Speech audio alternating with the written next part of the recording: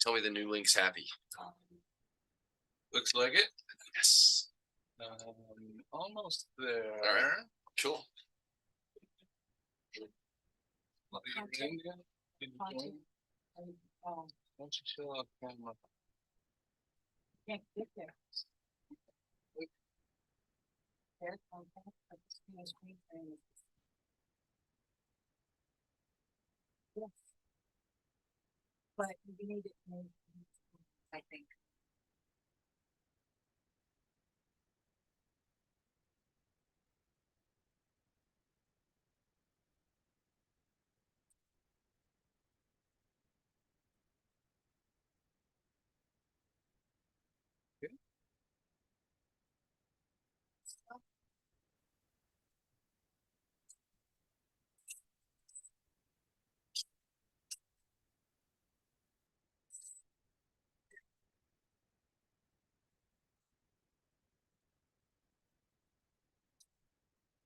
Look, I'm not seeing it. Oh. Wow.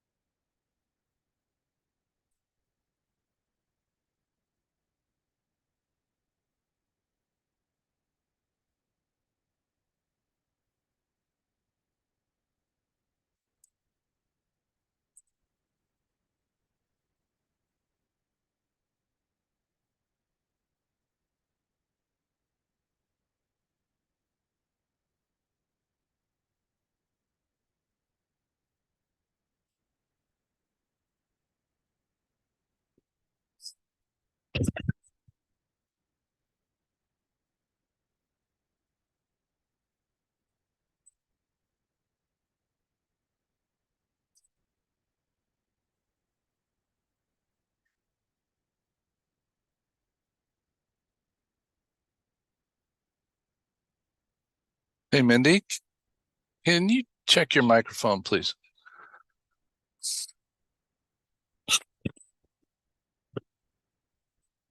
Okay.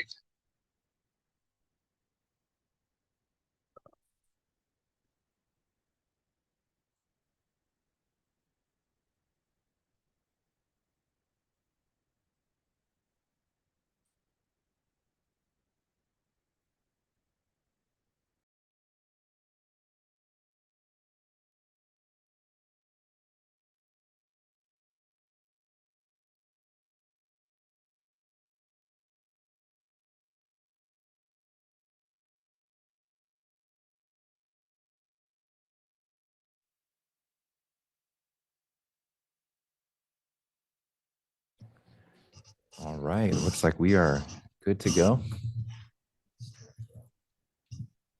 Seatbelts are locked and tray tables are in the upright position. Keep your arms and hands inside the plane. Okay. All right. Thank you for your patience this morning. Good morning. Welcome to the 591st board meeting of the California Regional Water Quality Control Board, Central Valley Region in Rancho Cordova. This meeting of the board is called to order at 9:15 a.m. on Friday, February 16th, 2024, and a quorum is present. I'm Mark Bradford, Chair of the Central Valley Water Board. I will introduce the other board members in just a minute. For people who want to listen or watch the meeting online, the board's customary webcast is now available.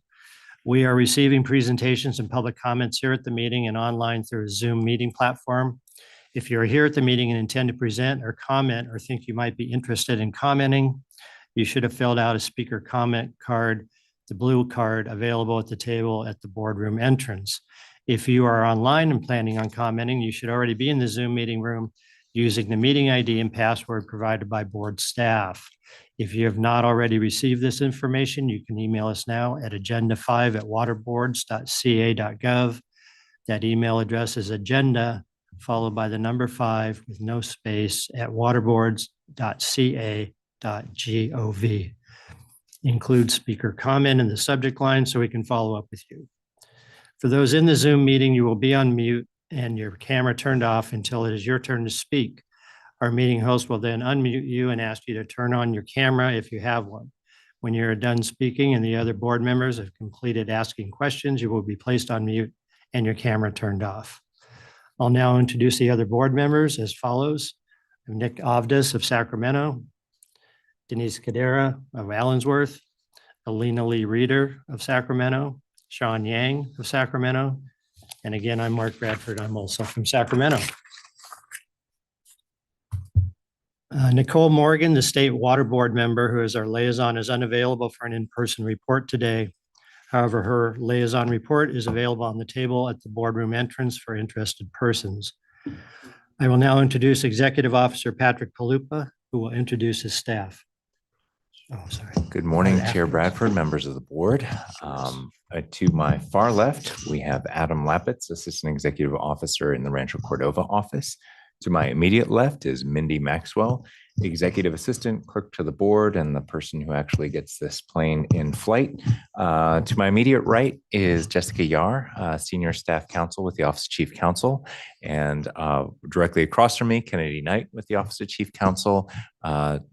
Right about to my right a little bit here, Chris Moskal, also with the Office of Chief Counsel, JJ Baum, Assistant Executive Officer in the Rancho Cordova office, and to his left, Christina Shoup, Assistant Executive Officer who runs our Fresno office.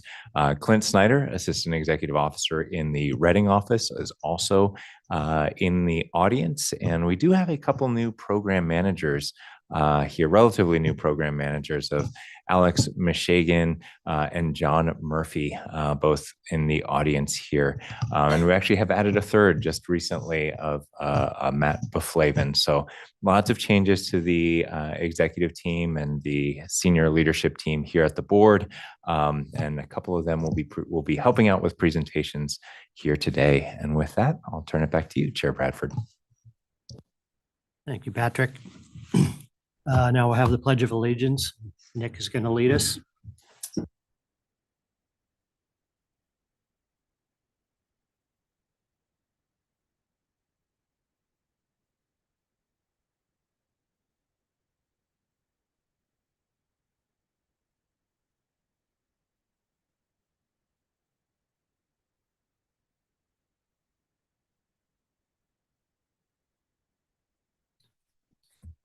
Thanks, Nick. Okay, this is agenda item 3, board member communications. Are there any communications from board members since the last meeting? Sean, you want to go? Yeah, good morning and Happy New Year to everyone. I just have a really short one. I was in communication with Jerry Yang. He's a representative for disadvantaged farmers in Fresno. Reach out about floods to certain smaller farmers, and I'll communicate that to Patrick. So just want to report that out.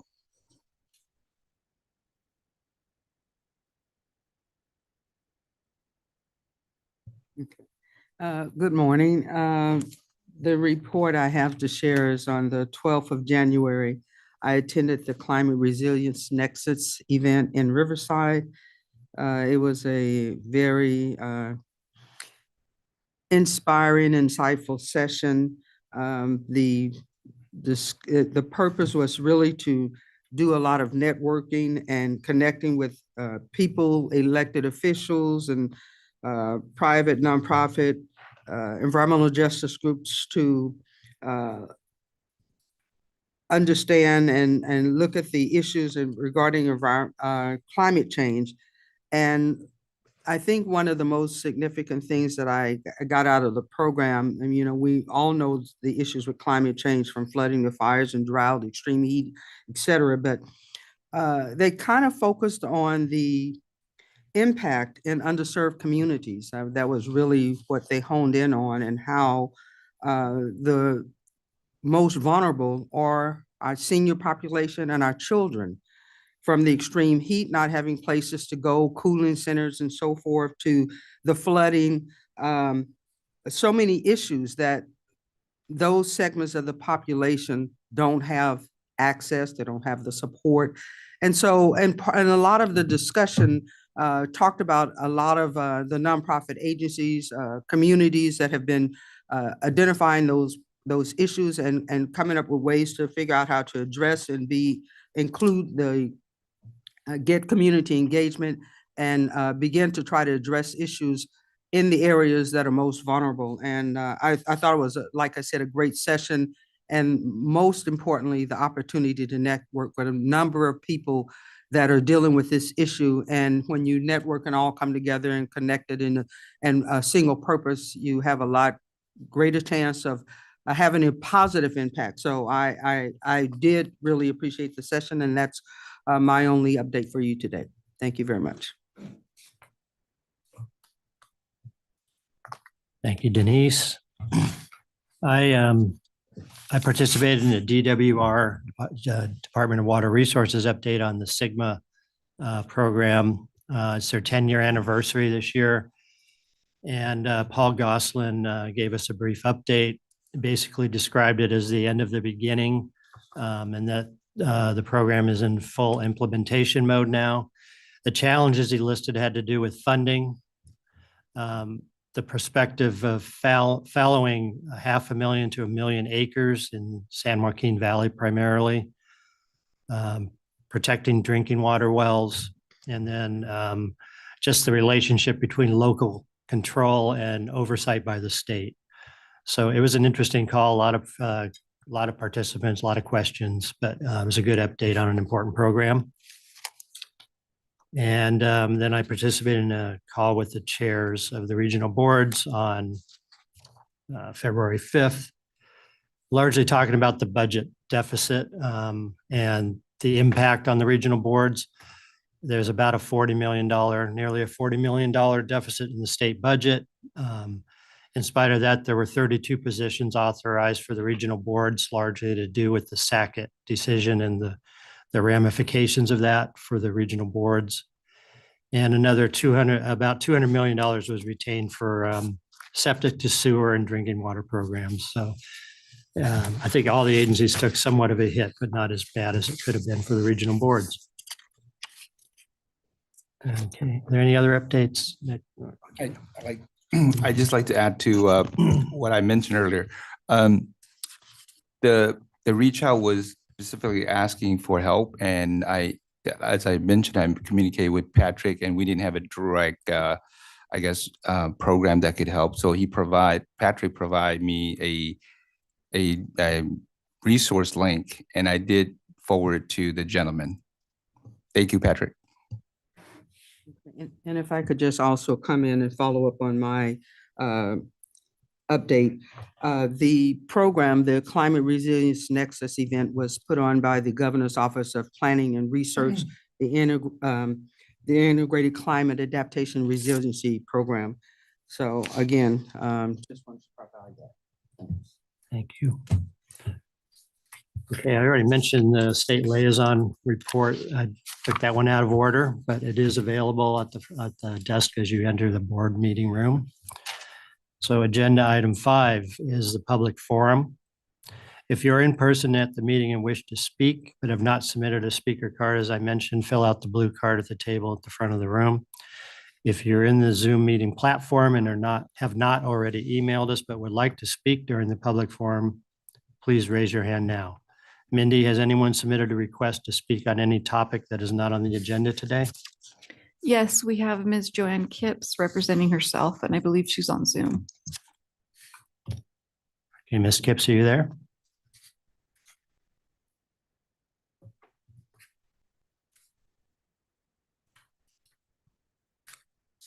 Ms. Kipps, you can unmute yourself. Oh, hello. There Can you you hear are. me now? No, we hear you now. Okay. Okay, there we are. So I'll begin. Good morning, board members. I'm Joanne Kipps, a Fresno resident, civil engineer, former board employee, and current groundwater quality advocate. I'm here to discuss the striking rise in nitrate concentrations in groundwater at the E&J Gallo Winery's Fresno Winery and Composting Facility. In 2001, for example, Nitrate in monitoring well 6 was twice the maximum contaminant level, or MCL. In 2011, it was 4 times the MCL. By 2021, it was 13 times the MCL. What's causing this rise? Well, prior to 2007, the discharge contained high concentrations of BOD and organic nitrogen, which slowly decomposes eventually to nitrate.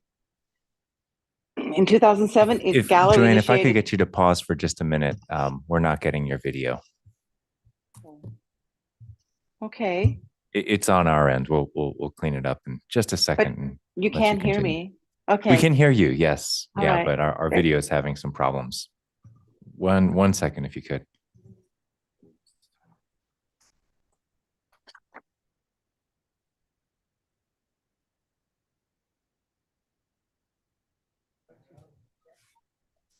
Is it the control in here? Is it the control? I think it's the control in here. I pinched it. So good.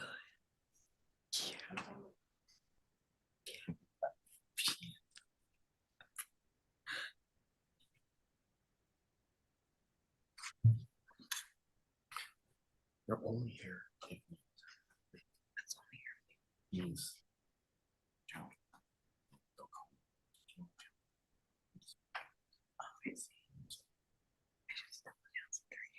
I think you can announce that they're here.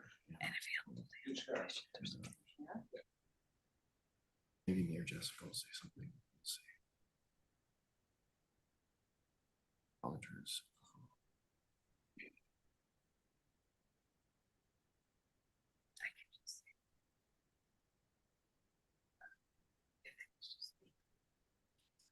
Yeah. There we go, Patrick. It's still not on the screens here. No, not on the screen now. We need to open. Getting there.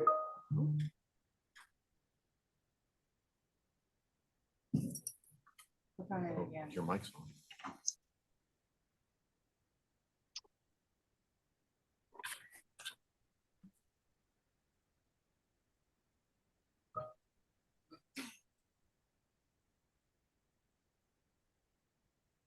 There we go. Thank you. Closer. Here's Joanne Kipps.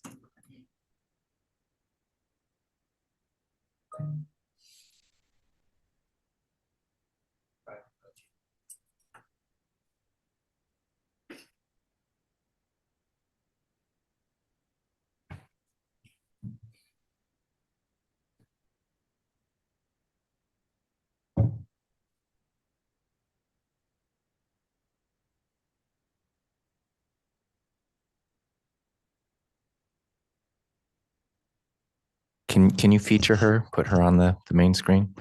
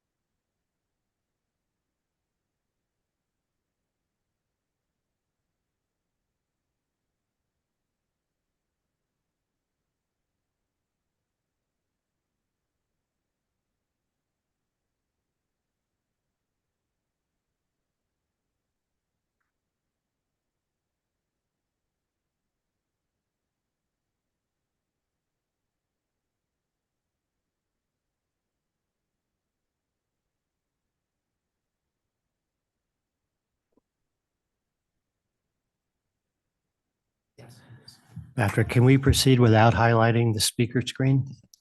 Gene, can we proceed? Okay. Well, Yeah, let's I feel overcome like the we'll have to. technology. Yeah. Okay, Ms. Gibbs, sorry for Joanne, the delay. apologies. Yeah. Feel free to continue. Okay, thank We you can very see you much. now. You're very small in the corner of the screen, but we Oh, can boy. see Well, that's your smiling face. That's fine by me. Okay, we're talking about Gallo Fresno nitrate. In 2007, Gallo initiated pre-treatment for BOD removal and significantly increased its discharge to the municipal sewer. But it does still discharge to land, typically contains low BOD, low organic nitrogen, and high ammonia due to its use to adjust the pH of the wastewater undergoing pre-treatment. Unlike organic nitrogen, ammonia readily transforms to nitrate, which, as you know, is highly mobile and, if not uptaken by crops, leaches to groundwater. Now, Gallo's consultants contend that the marked rise in nitrate reflects legacy impacts from past discharge practices and cites the results of their spreadsheet model for proof that current discharge practices cannot be the culprit. Staff has repeatedly informed them that their model assumes an inaccurately long travel time for applied wastewater to reach groundwater and for groundwater to travel under the discharge area. Now, this assumption is crucial for the consultants to argue that current worsening nitrate pollution is due to legacy impacts.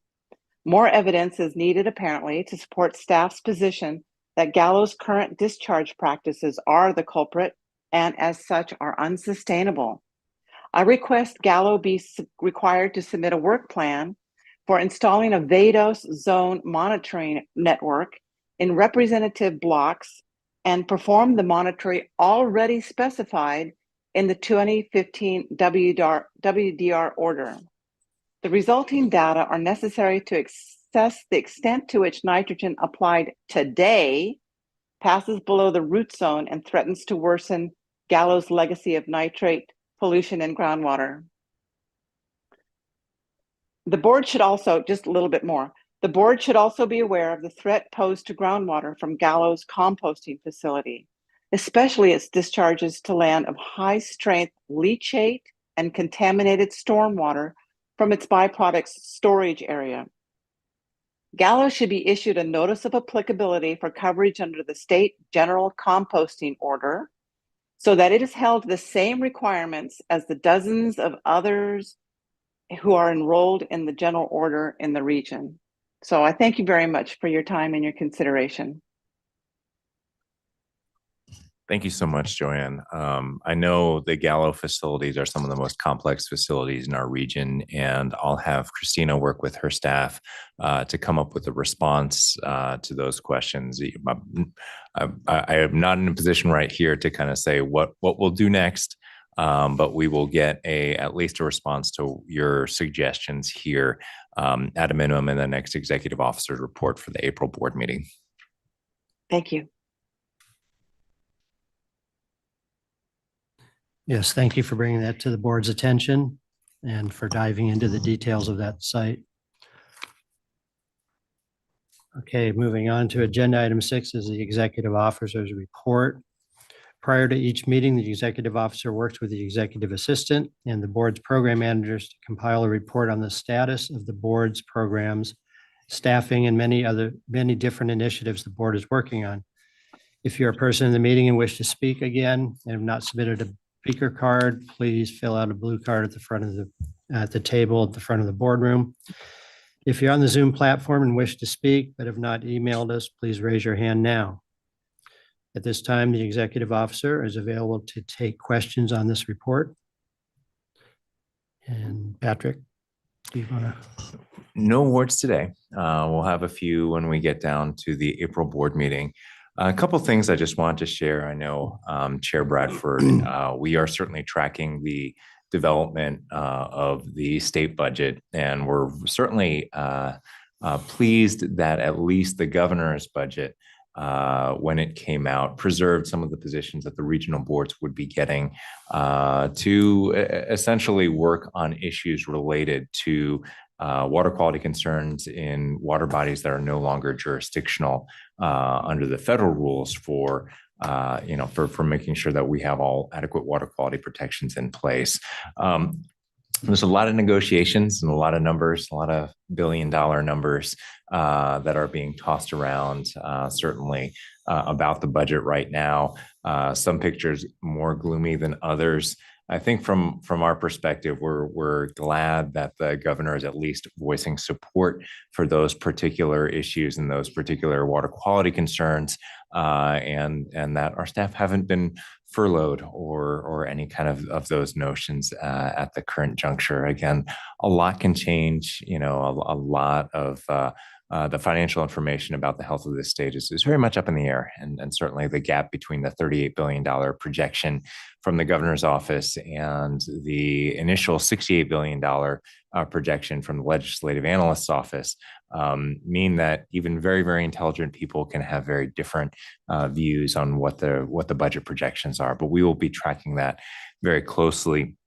You may have heard just about every government office has been issuing directives to bring a lot of staff back into the office 2 days per week. This is something that has been articulated at the natural resources agencies, at the health and human service agencies, and shortly after the new year, Secretary Garcia for Cali PA agencies issued a similar directive.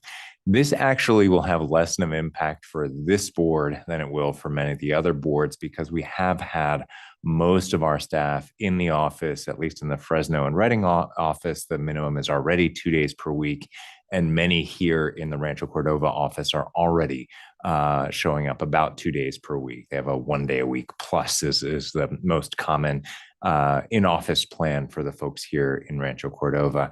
But that's hitting a lot of agencies differently. There's agencies, particularly downtown, that have had less of an in-office presence requirement. And it's a big deal for a lot of our staff to have those type of shifts. And a lot of our sister agencies are struggling with that just a little bit. So we'll continue to kind of make sure that we essentially don't have mandates that just put people back in the office just so that we have butts and chairs, but that we have kind of a more strategic kind of vision about how we will be utilizing this office space and how we will be using the time spent here collaboratively and as efficiently as possible. So lots that we are adapting to about the future of work, just like every sector in the country is working on kind of adapting to that. I'll add kind of one thing that you may have seen hit the news. I won't kind of elaborate too much, except to say that the major rail car derailment along the Feather River is something that our team is investigating and participating along with all of the federal and state agencies that are investigating that derailment. A significant amount of coal, if you haven't seen the news, a significant amount of coal was released when a number of rail cars along the Feather River toppled into the Feather River. And our team is working on the cleanup efforts related to that. I can't share much more than that with you because I'm walled off from the enforcement team on that in case there is a water quality penalty that would make its way in front of our board. I'll be on the advisory team for that type of action.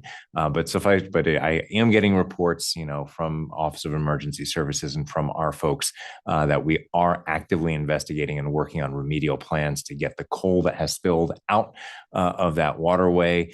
It was headed to a port. It probably wasn't mined here in California, but it's a reminder that, the rail transport from coal mining sites does need to make its way to California ports if it's going to be exported. So, it is something that we are tracking and will likely come to this board, at least in a briefing before all is said and done. I would mention that I was at the State Water Board a couple of weeks ago, where the State Water Board passed its 303D and 305 integrated report. which is an assessment of all the health, at least in a third of California's waterways. They've been rotating between the regional boards on cycle and off cycle water quality conditions. Lots of conversations about nutrient impacts, lots of conversations about metals impacts, but very successful kind of passage of that. And frankly, it was about a 3-hour discussion, Adam, which is actually one of the shorter discussions at the State Water Board to get that across the line. And my thanks go out to all of the members of this team who have worked for hours and hours processing literally hundreds of thousands, if not millions, of lines of evidence, data points for each of the monitored streams that were up for consideration as part of that integrated report process. And I mentioned a little bit at the onset, one of our significant kind of announcements is that there's now 3 relatively new program managers, 4 if you count the mines program, but I know George has been with that program working in that area for a little while. But George Lowe in our Reading office is relatively new as the program manager for the mines program. We have Alex Mishagan, who recently took over for the Non-15 program, a program that's critical to CV Salt's implementation. He's been working in that area for quite some time and is ably leading that along with other kind of units within the Fresno office. And then we have John Murphy, who recently came back to us from the State Water Board. He did a little bit of a time at their Office of Water Rights Enforcement and is back working with the Title 27 program. Title 27 does landfills and does a lot of our composting operations, which kind of, as you can hear from Joanne, there are water quality issues associated with the regulation of composting facilities. It's a hot topic in California these days. And last but not least, just earlier this week was the start date for Dr. Matthew Baflavin, who previously worked in the Office of Enforcement and with CalGEM's Enforcement Division, is back now going to be heading our underground storage tank and above ground storage tank remediation program. There's also a bit of a mines work that happens in that area and a bit of an oversight of the constituents of emerging concerns. So the CEC program, a lot of conversations about PFAS in particular within that program area. So lots of changes, lots of positive changes in our management program as we look to kind of tackle all the issues that are on our plate. But certainly happy to answer any questions that you might have from the executive officer's report.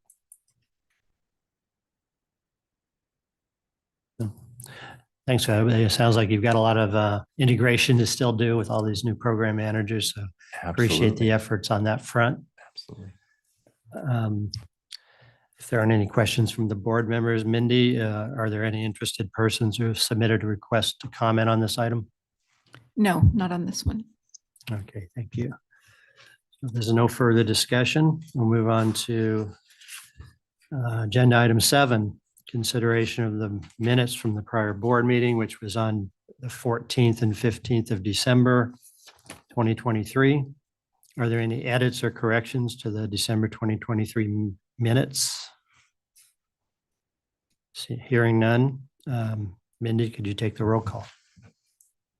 Can we get a motion and second first? I'll second. Sorry, yes, thank you. Board Member Yang, Yes. Board Member Kadara, Yes. Board Member Lee Reader, Aye. Vice Chair Abdus. Yes. And Chair Bradford. Yes. Thank you. Okay, agenda item 8 is the uncontested calendar.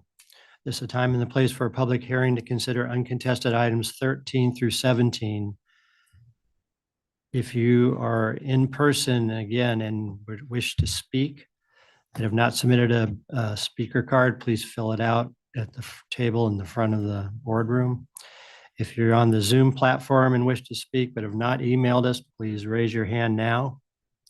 Mindy, has anyone submitted a request to comment on any of the uncontested items? We have several people here representing Leprino Foods, Hannah Bradish, Richard Sillag, and Amon Doss. I believe they will raise their hand if they wish to speak. On Zoom, we have Jeff Cowart, Juan Diego Lopez, Brian Schoner, representing City of Lemoore, and they will also raise their hand if they wish to speak. And last, we have Cynthia Echeverria Baruch from the Naval Air Station Lemoore on Zoom. And have any of them raised their hand to speak? I do not see any hands raised. Okay, thank you, Jean. Are there any late revisions? And does council have any legal issues to discuss? We do have some late revisions. Okay, One question though, did we want to take the first item first and then talk about? Oh, it is. Okay, okay. Okay, okay. So we have late revisions on agenda item 11 for the, or I'm sorry, yeah, item American Valley Community Services District. These are clarifications to the NPDS permit made after some comments that were made. So that's the only set of late revisions for these, for the uncontested calendar.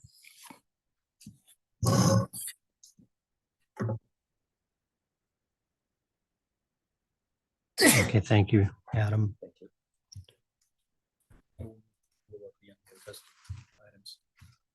Were there any legal issues from council first? No. Okay. Okay, we have a motion. Well, Second. just true. Chair Bradford, the script actually has two separate votes. We need to vote on the CEQA item separately, so. That's item 13. City of Lemoore. Yeah, okay. Okay, so why don't we take item 11 first, which is Nick has just motioned to approve with So it would be Late 13 revisions. first. The CEQA 13, I item. want to do that one first. Okay. So agenda item 13 is the City of Lemoore and Leprino Foods Company, River Ranch Recycled Water Project, Kings County.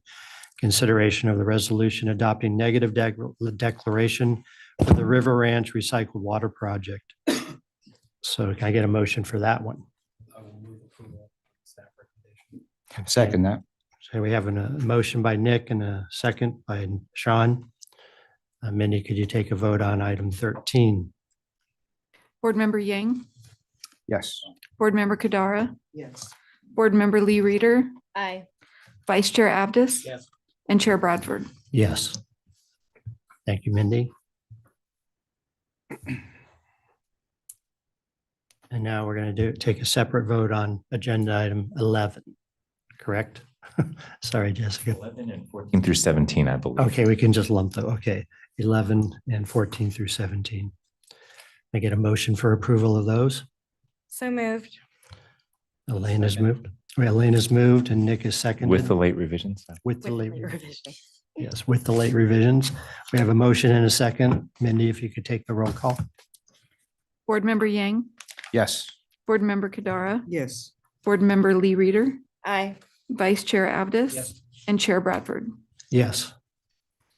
Thank you, Mindy. Okay, moving on. Agenda item 9 is, And I would want to just say a word of thanks, for the board for bearing with us with that.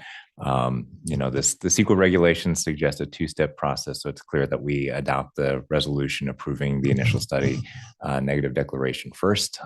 In this context, our CEQA regs are a little unusual in that respect, and so that's what was just done. But I would give a lot of kudos to the team internally that worked up the initial study and negative declaration for that item. It's a little outside of what a normal permit writer does, is to put that together. And they performed very well in kind of overseeing that process and getting that through, along with all of the other items on the uncontested calendar. hey, thank you, Patrick. Thank you to the staff and thanks for keeping us on the rails there in terms of doing it in the right order. Okay, agenda item 9 is the Bronco Wine Company in Stanislaus County. Consideration of revised waste discharge requirements, order number 96-247. At this time, the board will consider these revised requirements for the Bronco Winery in Stanislaus County. If you're in person and at the meeting and wish to speak but have not submitted a speaker card, please fill out a blue card at the table at the front of the boardroom entrance. If you're on the Zoom platform and wish to speak but have not emailed us, please raise your hand now. Is there anyone present who is contesting the proposed action and wishes to present evidence or testimony on this matter?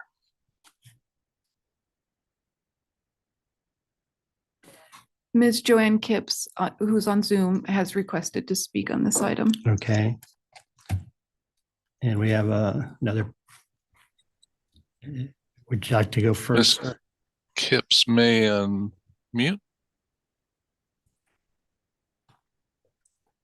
Okay, so Joanne, why don't you take the floor? So the. Do you want me to present- take the floor? Staff Can you hear me? presentation would The come staff first. presentation goes first, doesn't I'm it? sorry. Okay, that's what we're doing. Hang on a minute. Okay, let's go. And if you could introduce yourself to the board, please.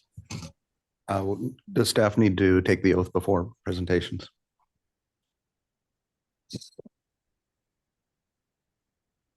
That's a question for, I think, Patrick. Also, I'm trying to get our presentation up, so hang on a second. And board members can hear me okay? All right, thank you.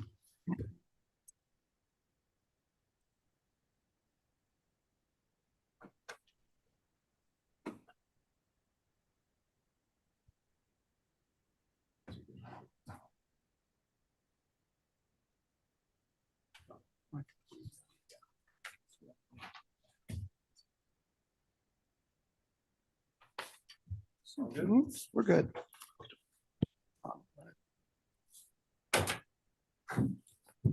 Okay, let me introduce this. This hearing will be conducted in accordance with the notice of public hearing and the meeting procedures published with the meeting agenda. At this time, evidence should be introduced whether the proposed action should be taken. The designated parties are Bronco Winery. Designated parties will have 10 minutes for presentation and a closing statement. All other persons are interested persons who shall limit their comments to 3 minutes each. A timer will be used. All persons expecting to testify, raise your right hand and take the following oath. Do you swear the testimony you're about to give us is the truth? If so, answer I do. I do. Please state your name, address, affiliation, and whether you've taken the oath before testifying. Okay. If any designated party is having Ready technical. to share. You see. If anybody's having technical difficulties, please notify us immediately by either raising your hand virtually on Zoom, or if you're using a phone by pressing *9. You can also send an email to agenda5@waterboards.ca.gov. If there are technical difficulties, which is highly unlikely, I'm sure, we will stop the hearing to address those issues and will not resume until all designated parties can participate. Does the council have any legal issues to discuss? No. Thank you. Okay, we will now begin with the staff presentation. Good morning, Chair Bradford, members of the board. My name is Scott Armstrong. I'm a senior engineering geologist with the Waste Discharge to Land Permitting Unit here in the Rancho Cordova office, and I have taken the oath. Waste discharge to land permitting staff are here today to present revised waste discharge requirements, commonly referred to as WDRs, for the Bronco Winery facility in Stanislaus County. The discharger, Bronco Wine Company, is not contesting the proposed WDRs and has agreed to them. Comments on the tentative WDRs were received from Ms. Joanne Kipps, a member of the public, who is contesting the adoption of the revised WDRs. Therefore, we're here today. We consider the proposed WDRs as contested. Before going into details about the proposed WDRs for Bronco Winery, I'd like to provide just a brief background on the wine industry. Winemaking generates processed wastewater that has the potential to degrade surface and groundwater quality depending on a winery's activities, size, and wastewater treatment processes. In January 2021, the State Water Resources Control Board adopted general waste discharge requirements for winery process water. The general order was developed to provide a streamlined permit enrollment process and to ensure that winery operations across the state effectively mitigate adverse effects to water quality. The winery general order provides permit coverage to wineries that discharge up to 15 million gallons of wastewater per year. According to statistics from the Bureau of Alcohol, Tobacco, and Firearms, there are approximately 11,000 wineries within the US. Of those, about 6,000 are located in California and approximately 500 in the Central Valley. Many of these wineries are already under permit, and permitting staff are working to continue enrolling other wineries under the general order. As of 2020, Bronco Winery was identified as the 7th largest winery in the United States, producing approximately 10 million cases of wine per year. This corresponds to generating over 100 million gallons of wastewater annually. So based on that volume, that disqualifies Bronco from being enrolled under the general order, and is why this charge will remain under the proposed site-specific WDRs. At this point, I'd like to transition to permitting staff, who will continue the presentation. Thank you.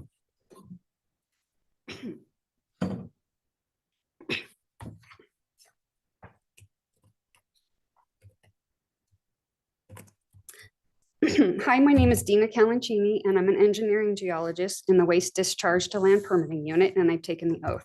So I'll be describing the facility and then discussing comments we received on the tentative order. So Bronco Winery was founded in 1973 and has been permitted since 1974. They produce 60 to 80 million gallons of wine annually. Wastewater is generated from processing the grapes, cleaning and sanitizing equipment, and from stormwater that falls on process areas. So all wastewater is captured in a processed wastewater sump and then discharged to 5 infiltration basins or 77 acres of land application areas. So these WDRs need to be revised to include site-specific limitations and to include the salt and nitrate control programs.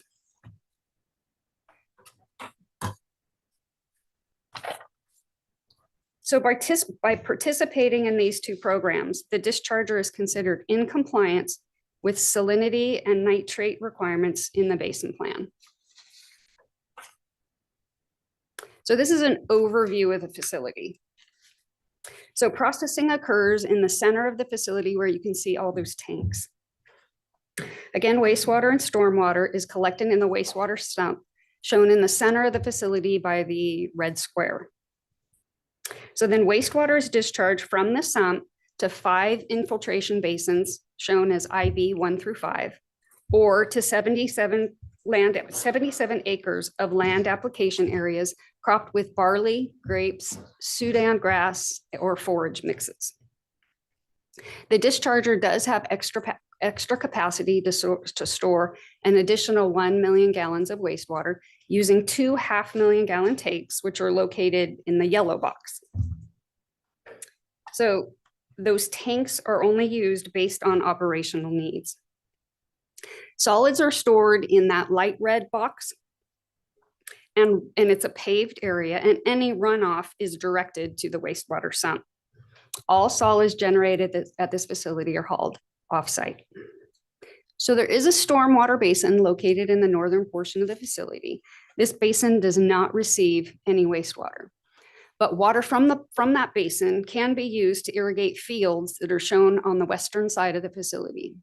So because the stormwater basin and those fields do not receive any wastewater, they are not regulated under these WDRs.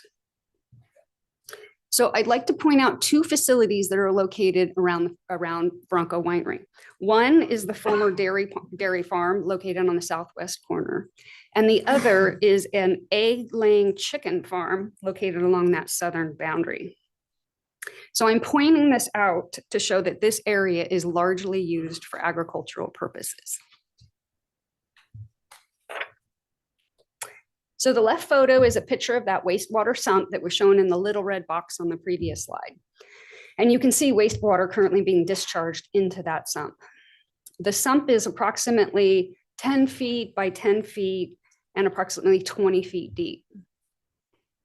So the right photo is a portion of the infiltration basin 5, and you're looking back towards that processing area where all those tanks are. So the primary constituents of concern in this wastewater include salts, which is represented at this facility by electrical conductivity and fixed dissolved solids.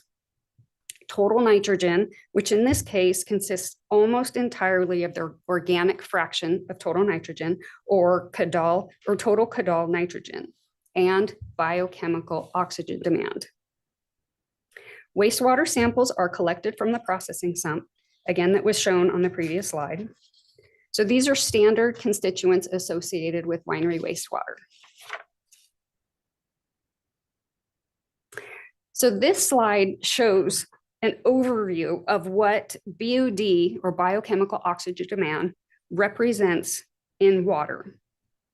So the BOD represents the amount of oxygen needed for the microorganisms in water or soil to break down the organic material. We use BOD as an indicator for the production of odors. And winery wastewater may contain organic materials.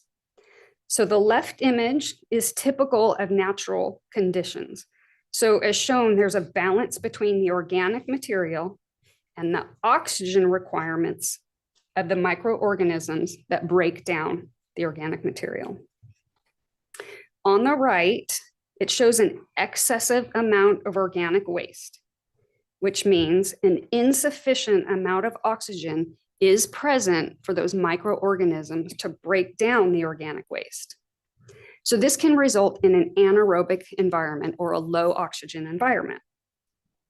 So under these low oxygen conditions, organic material can rot and putrefy in place, which results in the production of odors.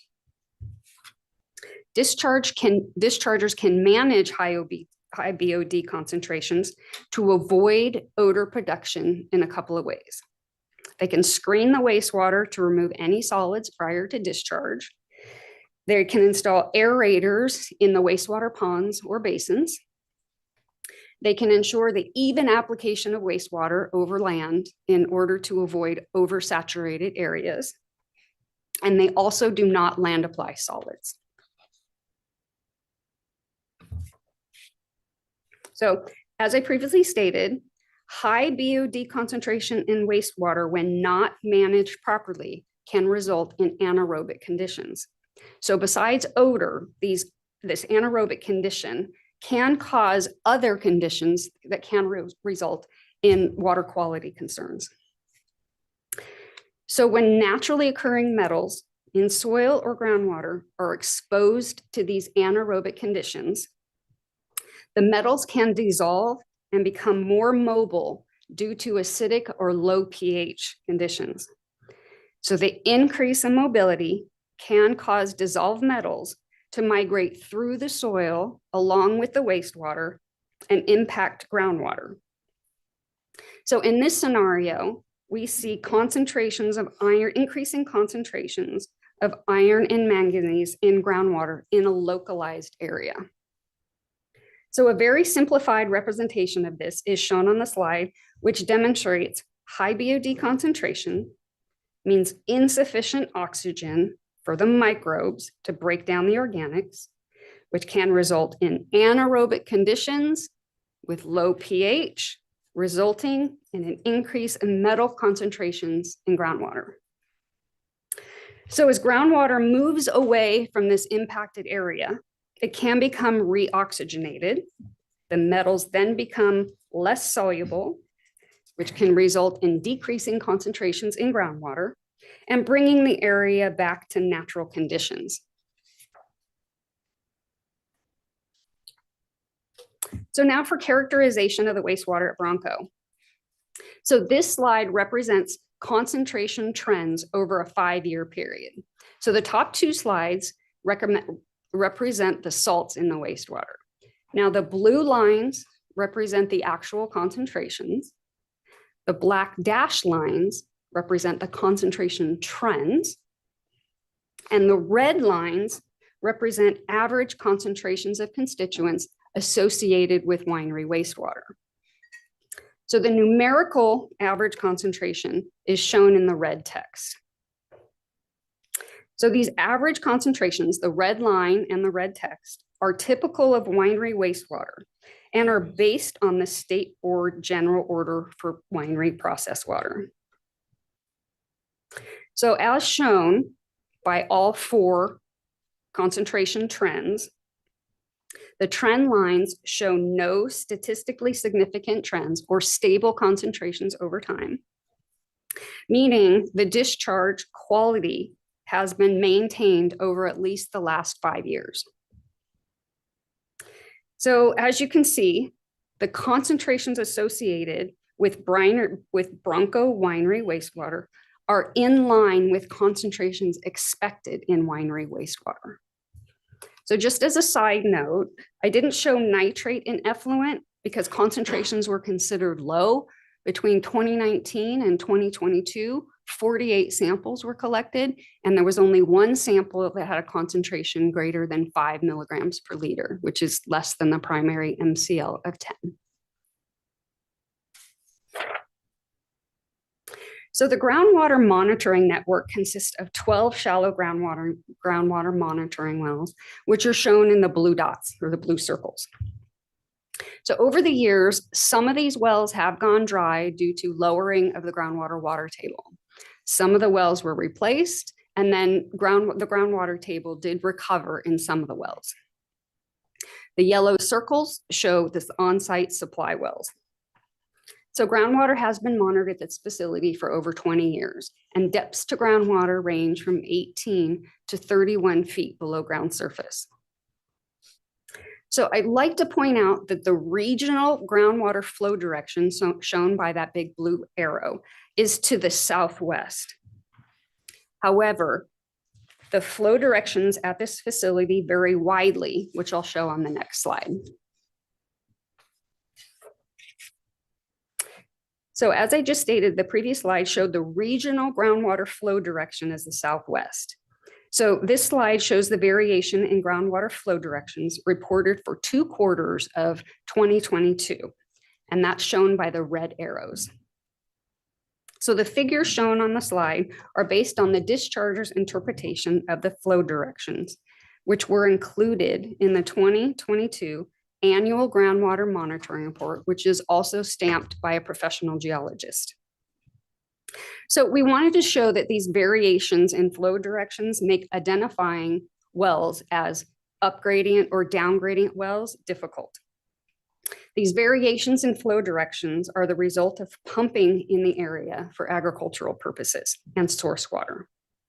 So another thing I'd like to point out is that groundwater monitoring is occurring beneath the infiltration basins, which can occur when using ponds or basins for disposal purposes.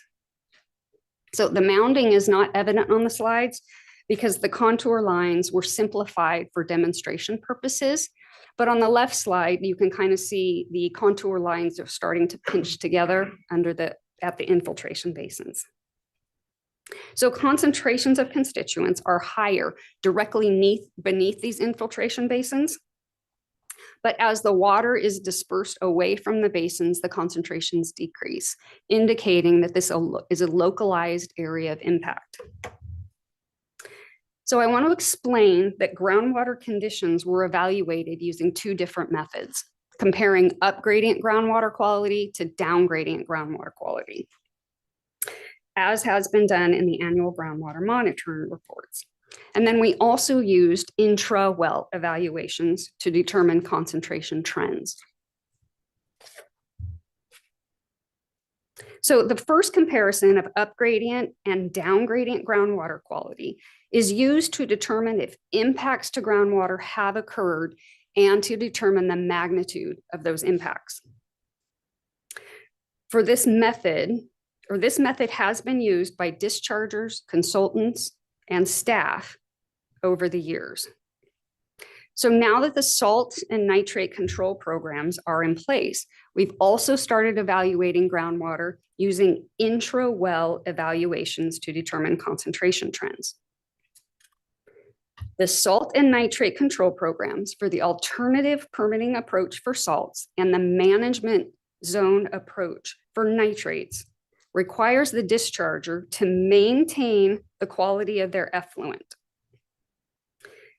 meaning groundwater should not be showing increasing concentration trends as a result of the discharge. So intra-well evaluations are conducted by evaluating groundwater conditions at each monitoring well individually, and each constituent of concern is evaluated in each well. So for example, if nitrate has been identified as a concern for groundwater, we look at several years worth of data, and that will give us the concentration trend.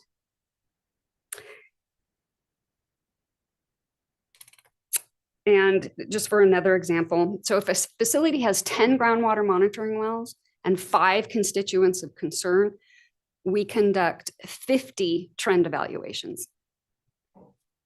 So if the trend is stable or decreasing, groundwater is considered in compliance with the salt and nitrate control programs and the basin plan. So both evaluations provide useful information to characterize groundwater.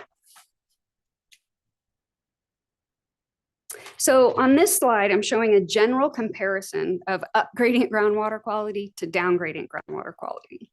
So we use the same well classifications, the wells that have been identified as upgrading or downgrading wells, as has been used in the past. So as shown in the upgradient results, the groundwater coming into the facility is not considered high quality water for salts or nitrates. So on the top graph or the top table, if you look at the EC concentrations coming into the facility, they already exceed the 700, which is an agricultural guideline. In addition, if you look at the nitrate concentrations coming into the facility, just about all the concentrations exceed the 10 milligrams per liter, which is the primary MCL for nitrate. So we're pointing this out to show that the surrounding area has been impacted, likely due to the long-term use of the area for agricultural purposes. And the impacts are not solely the result of discharges to land from this facility. So for the intra-well evaluations, most trends show stable concentrations or decreasing concentrations, with the exception of 2 wells located adjacent to those infiltration basins. But however, as I mentioned, the concentrations decrease as the water is dispersed away from those basins, again indicating localized impact. So this table compares the effluent concentrations from the discharge to upgradient groundwater and downgradient groundwater quality. So as you can see, the concentrations in effluent and upgradient groundwater, the concentrations in upgradient groundwater are higher or relatively equivalent to the effluent concentrations. So we have sufficient evidence to support our determination that the groundwater is impacting, or the discharge is impacting groundwater. However, the groundwater has also been degraded by activities beyond the discharger's control. So Bronco has had no major violations in the last 25 years. Prior to 2010, the discharger received 2 notice of violations that were related to the discharge. One was for a violation of the effluent limit, and the other was for the over-application of wastewater. In September 2023, the San Joaquin Valley Air Pollution Board received an anonymous odor complaint that could not be confirmed. Air Pollution Board staff conducted a site visit and could not verify the complaint, and they even went door to door to the neighbors. During the visit, odors were detected at the facility boundary but were not considered offensive. Air Board also noted that odors were originating from the adjacent chicken farm. So no further actions were taken by the Air Board, but they did notify the Central Valley Water Board of this anonymous complaint. So as a follow-up to this complaint, Central Valley Water Board staff conducted 2 site visits, one in September of 2023 and one in October of 2023. And both those site visits were conducted during the processing season. So odors were not detected away from the infiltration basins, and odors were not detected at the facility boundary during either site visit.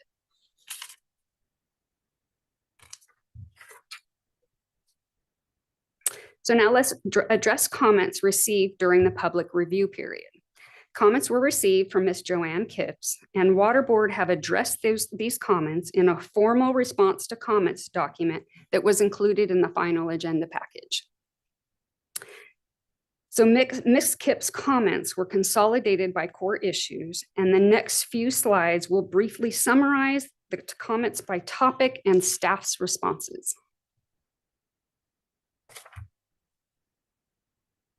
So the first issue is that an insufficient amount of data have been collected to evaluate the groundwater and set appropriate limits.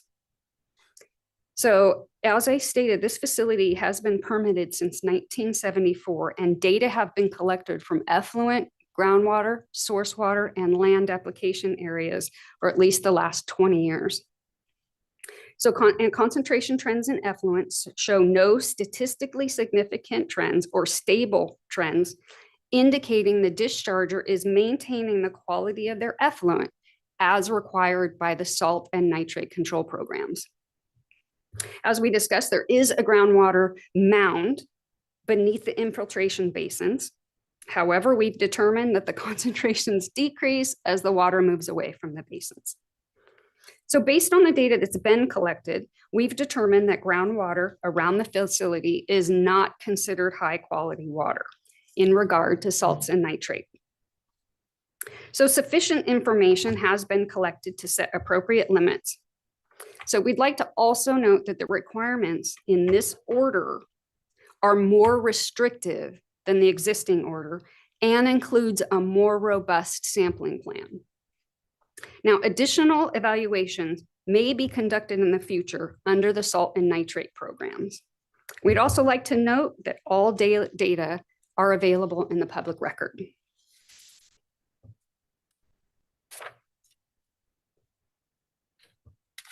So next, it was suggested that the infiltration basins should be regulated as land application areas.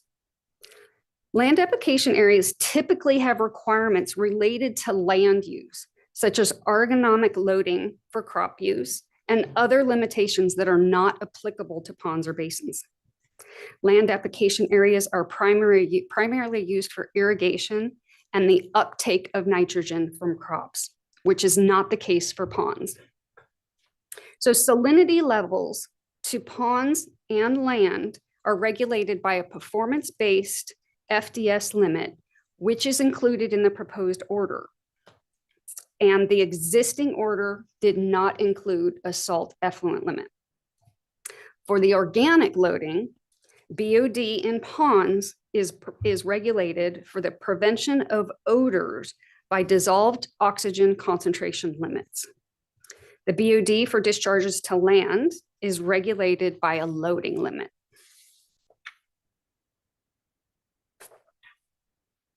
So issue 3, there's high BOD concentrations in effluent that should not be discharged to land. So BOD concentrations are within the range of concentrations typical of wineries, as we demonstrated on the effluent concentration trend slide. And again, BOD is used as an indicator for the production of odors. Besides that one unconfirmed odor complaint, the regulatory history for this facility shows that odors have not been an issue. However, we feel that BOD concentrations are artificially high due to where the wastewater sample is collected, which is in that wastewater sump, where aeration does not occur until the wastewater is discharged to the infiltration basins or discharged to the land application areas. So in other words, the sample is collected where we expect to see the highest BOD concentrations. So because BOD can cause anaerobic conditions and dissolve metals, could impact groundwater quality. The proposed WDRs require the discharger to conduct an evaluation of their facility to see if they can reduce the organic load in their wastewater. In addition, the proposed WDRs require the discharger to analyze the groundwater for metals.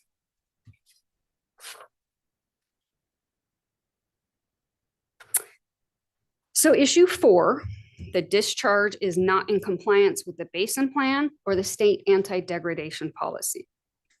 So as detailed in the tentative order, the discharger is an active member of the salt control program for the alternative permitting approach and part of the Turlock management zone for the nitrate control program, and is therefore considered the discharger qualifies for the basin plan's exceptions policy for salinity and nitrates.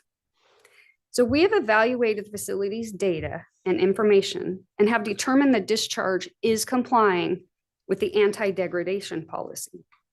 So our determination is explained and supported in the proposed order.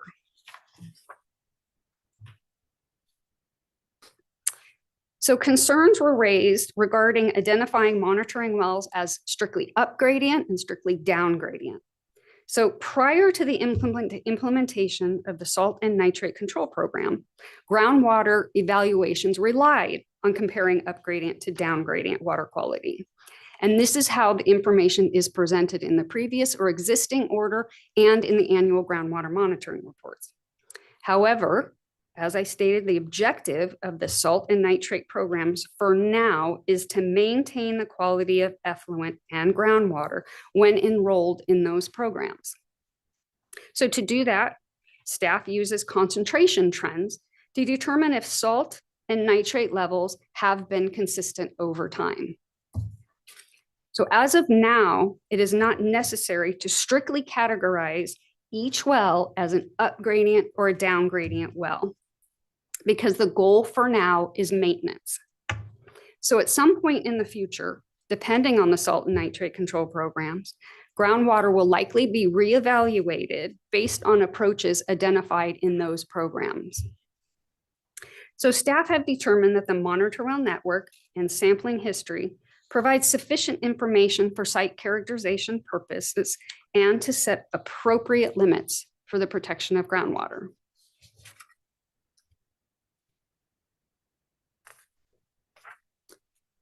So in conclusion, staff have determined that sufficient data have been collected from the facility to characterize the effluent and groundwater, proposed limits, and require the discharger to conduct an additional evaluation to see if they can reduce the organics in wastewater. So we've also determined that the discharge from the facility has impacted groundwater, but as previously discussed, the surrounding area has also been impacted due to the long-term use of the area for agricultural purposes. And again, the discharger is not the sole contributor to these impacts.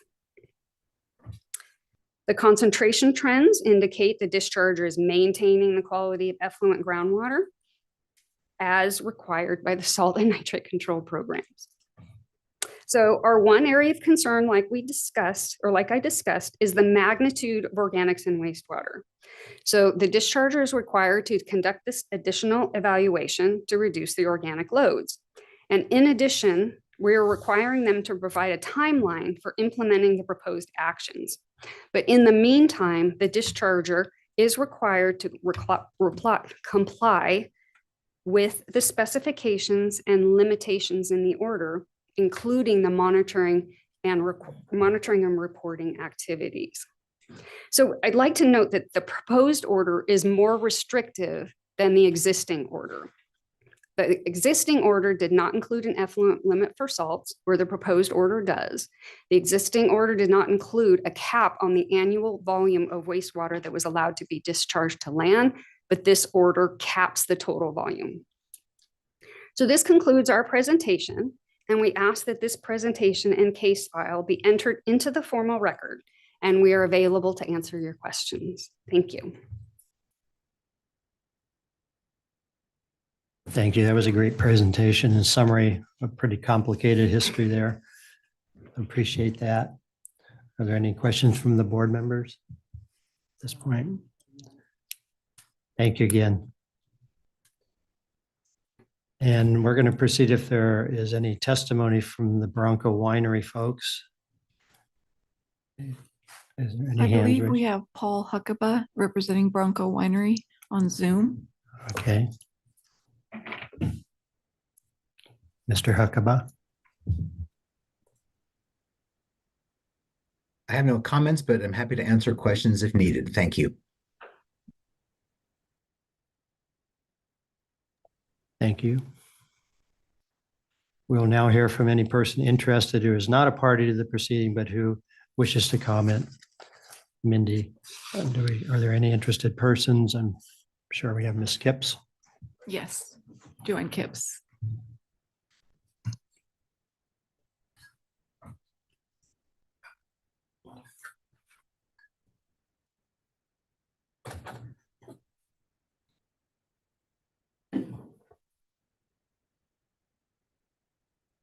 Ms. Kipps is standing by.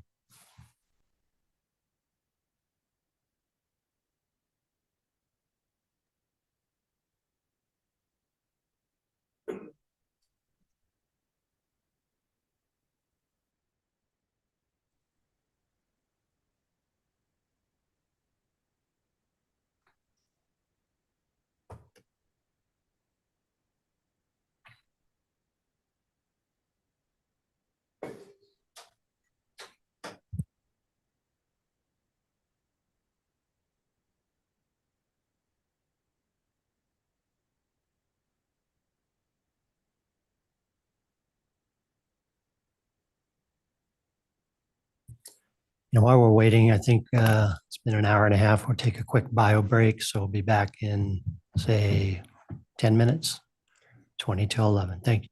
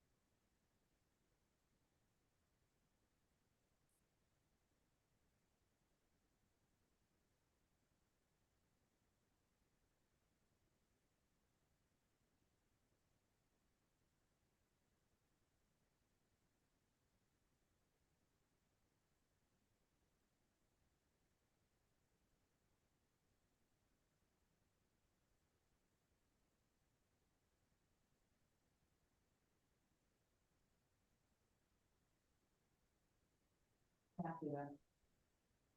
5-minute presentation.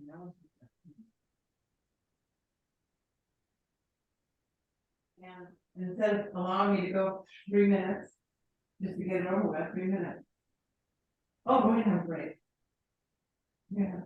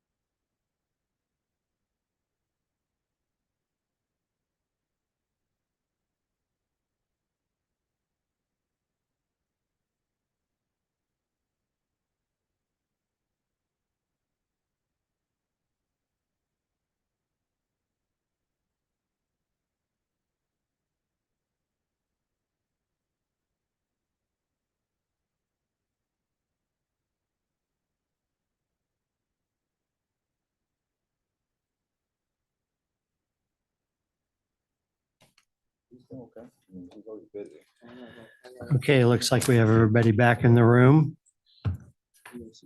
So I think we're going to hear from Ms. Kipps now. You may unmute. Ms. Kipps.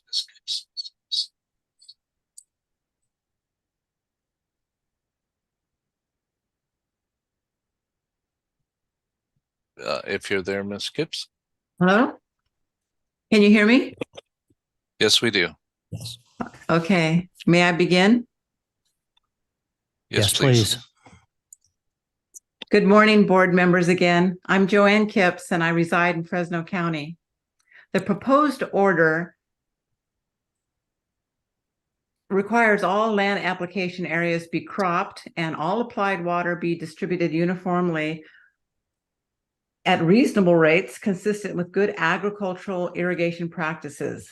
It limits BOD loadings to 100 pounds per acre per day and annual nitrogen loadings to crop demand.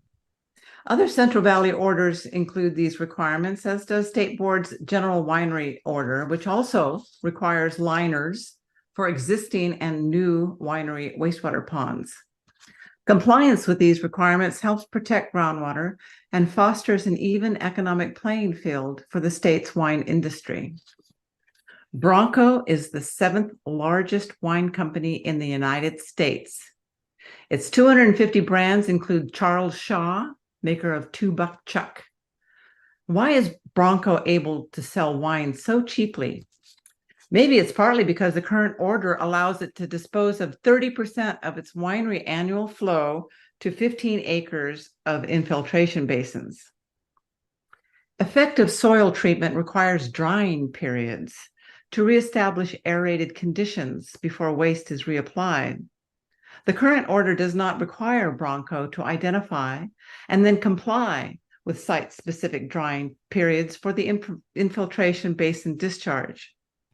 Elevated salinity and nitrate in groundwater recharged by the infiltration basin discharge shows this discharge is likely exceeding the soil's treatment capacity. Groundwater degradation caused by overloading the soil's treatment capacity is not consistent with maximum public benefit. The proposed order sanctions this unreasonable degradation to continue under the guise of implementing the Basin Plan salt and nitrate control programs. To be blunt, the board's authorization of Bronco's infiltration basin discharge is an unfair competitive practice that is contributing to groundwater exceeding water quality objectives for salt and nitrate. The board should prohibit this discharge to protect groundwater, not approve it and protect Bronco's competitive edge. Bronco has the land and resources to expand its land application area and cease the infiltration basin discharge. Please don't pass up this opportunity to level the playing field and establish a time schedule for all wastewater discharges to comply with land application specifications. I have just a little bit. Lastly, staff's response to my rejecting my request to require annual soil monitoring appear to reflect staff's inexperience with looking at this data or indifference to the utility of this data to foreshadow groundwater impacts. I ask that you please ask staff to revise the proposed order to require groundwater monitoring. Thank you very much. Thank you, Ms. Kipps. Would staff like to respond to any of those comments? Well, I'd like to make one correction, is that the winery general order requires ponds to be lined for only new or expanding facilities. Now, if a facility is having problems with their wastewater ponds, with their unlined ponds, that's evaluated on a site-specific basis. So it's not for every facility to be lined. And in addition, we described, I think we clearly described that yes, the infiltration basins are impacting groundwater, but groundwater has already been impacted. And I think we've made that point clear in the WDRs. Thank you for that. And I do, I think as the presentation indicated, this is a large, complex facility. And I think it's absolutely acknowledged throughout the waste discharge requirements that there are nitrate and salt impacts. There are also nitrate and salt impacts due to all of the surrounding land uses and as they've been used for decades. In terms of industry standards, I think some of the charts that Dina presented to the board show that Bronco is doing industry standard or better in terms of its wastewater application, both to the ponds and to the land application areas next to it. And that Bronco is participating in the nitrate control program and the salt control program to essentially use best practices to limit salinity increases and work collaboratively to restore groundwater and to study ways of developing additional salt requirements, that will happen again on a multi-decadal scale to eventually restore the groundwater of the Central Valley. When Dina put up the slides about what the water quality objectives were for salinity in particular, you have to acknowledge that the salinity water quality objective is actually a narrative objective. There is a range of salinity values that are protective of different types of crops. And one of the key components of the salt and nitrate control program is to study the types of crops grown in different areas, study salt management practices that can be employed in those areas, and how we can get to an equilibrium for sustainability with salt. Nearly every single grower in the entire Central Valley is working with this issue. I do think that my recommendation to move ahead with the WDRs is based in fact that we don't want to treat Bronco differently than we are treating all the other agricultural commodity groups and food processors that are working on these issues and trying to solve a problem that was many, many decades in the making through the prioritization and optimization study and the nitrate control program. So, I certainly, all of the comments except for the comment as to the professional abilities of staff from Joanne, I do hear that loud and clear. But I do think, the team that has been working on this, Dina and Scott, have been doing all their due diligence, both on a technical and a regulatory areas, to make sure that this is both consistent with applicable regulatory requirements and technically sound. So those are kind of my responses there. I'm still recommending the adoption of WDRs and thank staff for the presentation. I will say, there's a couple slides in that presentation that I specifically requested, that slide 9 cartoon about what BOD does, what its effects are. It's a complicated understanding of what wastewater can do because it's not always the constituents in the discharge, but rather the water chemistry in the discharge that can have an effect on groundwater down gradient of the site. And I meant to put that slide in there, and Dina kind of took it and ran with it, and it's pretty fantastic to show. Look, this is why we're concerned about these particular water quality contaminants and the water quality chemistry. And here's what we're doing to regulate that and ensure long-term protection of groundwater. So, Joanne, I certainly thank you for your comments. And for pushing us to kind of look at these things more carefully than we otherwise would. But, it would still be my recommendation to move ahead with the WDRs, even given those comments. Yeah, thank you, Patrick. I did think the cartoons were informative and well done, and that the data that you presented shows the groundwater does move around quite a bit there. It's pretty flat and doesn't appear to be impacted severely by the Bronco input. So based on that, I feel like the WDR sound appropriate. But having said that, are there any other comments by board members? Yeah, I'd just like to make a brief comment. I do appreciate the staff presentation. It's a very complex subject matter and appreciate the packaging of that and the manner that you did. I do want to make a comment that relative to Mrs. Kip's comment on staff's experience, I would advise that a little bit more discretion be used before impugning staff's integrity and experience. For me personally, that comment detracts from any technical comments that you have to make, and I would advise you in the future to refrain from any such comments as they are unwarranted and unjustified. So with that, I'd like to move approval of the item. I second. I just had some brief comments, and I do thank also Ms. Gibbs for her comments. I appreciate the work of staff and the fact that you, Dina, indicated that there were only 2 notices of violations prior to 2010, since the facility permit was in 74, that new requirements are now more restrictive to address the concerns of Ms. Kipps. The history has shown that the odor has not been an issue. The discharge is enrolled in the salt and nitrate program to address and use the best practices for this matter. And then the final discharge is required to comply with the new specifications if you've laid out. And so with all of that and your responses to Ms. Kipps, I appreciate the staff report, the work that's gone into this. I appreciate Ms. Kipps' comments, but I'm also following along with the staff recommendations based on the presentation I heard from staff. Thank you very much. Thank you, Board Member Kadar. And just for your reference, they are participating under the Valley Water Collaborative Management Zone. So they are in a Priority 1 basin. They are working on providing replacement water and outreach collaboratively with Valley Water.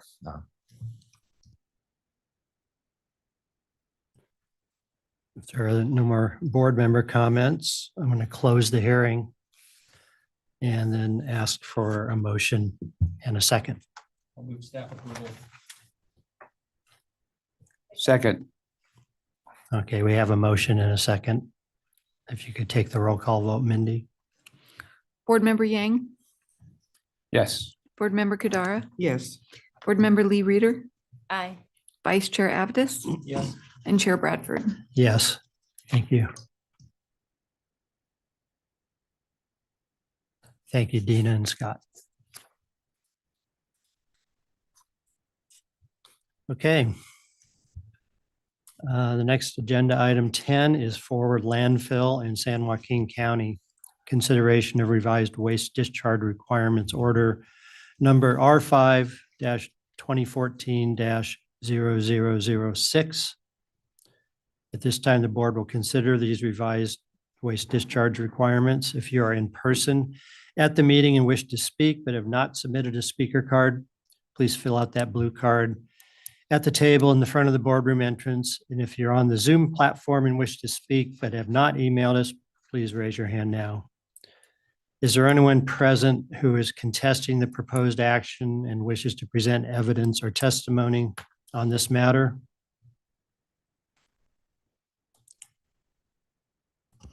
And just to double check, I believe the person on the Zoom call identifying as Mike. Yeah, I don't know if you can hear me. I'm here. I'm a little technically challenged, but if you can hear me, yes, I intend to speak, if that's okay. You are coming in loud and clear. We can hear you. Thank you. Okay, I think we're going to have a staff presentation now. And just one note, Chair Bradford, there was a late request from an interested member of the public that this item be delayed. I believe Executive Officer Palupa can provide a little additional detail on that point. Exactly. Thank you. Mr. LaForge made a request of this board, and that email was sent to you directly about a continuation of these waste discharge requirements. I think it, as is typical for our practice, it's a procedural objection. So before we begin, I would suggest giving Mr. LaForge a few minutes, a couple minutes to restate his objection, and then the board can determine whether it wants to move forward with the WDRs today or not. I will note that this has been continued several times already. I believe that we are able to move forward with it today, but I would like to offer Mr. LaForge the opportunity to once again present his objection to moving forward today. He is an interested person, member of the public, and a nearby resident. So, Mr. LaForge, if you'd like to unmute, you have about a minute to repeat the objection for the board. Yes, I'd just like to say that request, the email I sent as of Tuesday, would like to be submitted for the record. Hopefully each member has received that email, so they have a little understanding of our position. I'd like to state that Real quick, Mr. LaForge, so that will not, my recommendation is to not include that in the record. That's a late comment. That's why we're affording you the opportunity to restate your position to the board today about the request for a continuance. You'll be able to repeat your objections to the WDRs themselves and kind of make your argument after the staff presentation. So right now, my invitation to you would be to repeat your objection to the board so that the board may consider it an open session. Okay. Well, it's the basis were for two reasons. One, I think procedural processes were not followed. The changes to the WDRs, and I apologize, I'm fighting a bug. I sound a little raspy here. But so procedural issues for number one, at the last minute, without notice, WDR changes were loaded, and we weren't notified of what the changes were. We found out on our own just by, hey, look at, all of a sudden there are page count differences. What else are the differences? So that's one. Number two, we have, and also you stated that this thing's been continued by no choice of ours. We've never requested a continuation. So if there's an urgency to get this thing processed, we have no impact on that. We never requested a postponement in the past. This is our first time.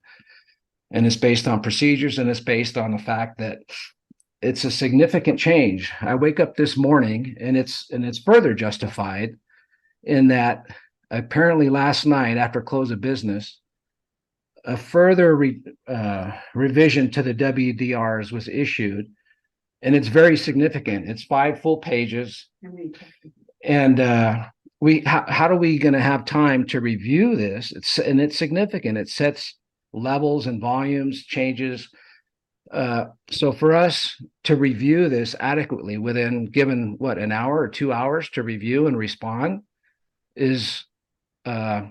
should be considered. So I'm asking that it's further justified just by the fact that, hey, at least this time it noted the changes, but my suggestion is that these changes are pretty significant. And so that's where we're coming. I'm asking for a postponement so that we have adequate time to review, especially these current changes to respond. No, thank you. I appreciate that recap. It would still be my recommendation to move forward with the waste discharge requirements. What I kind of described and what you've seen in the response to comments is I think Mr. LaForge has been offering some constructive criticism during at least 3 prior comment periods. And so the comments come in, we respond to the comments, and on several occasions now, or at least a couple occasions now, we have renoticed the order and reopened the public comment period. But at some point in time that the cycle does need to end, and those changes that are a logical outgrowth of the comments received, we can move ahead with that. And I do think that the changes that occurred to the permit, Brad, I know you shared a track changes version that kind of documented the changes. These latest round of changes are relatively minor. They're actually pretty darn minor. And then others are just tweaks to the monitoring and reporting program. So I don't believe that the final changes that were just made were very significant. Certainly there, tweaks are important to make sure that deadlines line up and volumes are accurately reported.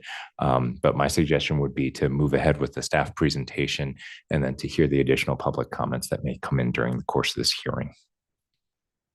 So do you consider ALR limits where they're suggesting 3,000 OPADs is when the standard is 1,000 is insignificant? That shouldn't be responded to or questioned. What, you know, if 1,000 is the standard and they're saying, well, we'll just do 3,000, that doesn't deserve a review or a discussion of is it adequate, especially given their history for compliance. I wouldn't consider that an insignificant change. And should you consider that to be a significant change, you certainly have the right to petition this order at the culmination of the board hearing. But again, these changes are in technical staff and legal staff's opinion in keeping with our requirements and our legal obligations to circulate this document for public notice. So again, it would be my recommendation for the board to move forward with the WDRs today. Yeah, I'm not interested in any back and forth. I want to hear the staff presentation and to proceed. All right. And I would, if you want to make it absolutely clear, you can certainly take a vote on moving forward with the WDRs today so that the procedural record is clear. I will move that we move forward with the WDRs today. I'll second. We have a motion and a second to move ahead. Mindy, you call the roll. Board Member Yang, Yes. Board Member Kadara, Yes. Board Member Lee Reader, Aye. Vice Chair Avdis, Yep. and Chair Bradford. Yes. So we'll proceed with the staff presentation. Thank you. Oh, excuse me, Chair Bradford, they need to take the oath first. Oh, I'm sorry. Have you taken the oath? Okay. Go back and find the wording for that.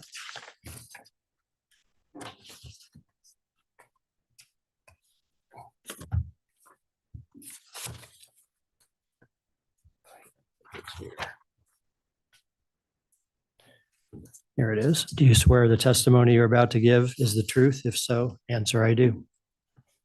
Thank you. Good morning, Chair Bradford and board members. My name is Brad Shelton. I'm a senior engineering geologist, and I'm the chief of the Title 27 permitting unit here in the Sacramento office. And I've taken the oath. Title 27 permitting staff are here today to present revised waste discharge requirements for the Forward landfill located in San Joaquin County. The discharger, Forward Inc., is not contesting the proposed WDRs. Comments on the tentative WDRs were received from Mr. Michael LaForge, a member of the public, who is contesting the adoption of the revised WDRs. Therefore, we consider the proposed WDRs as being contested. At this point, I'd like to transition the remainder of the presentation to my staff member, Stephanie Giese.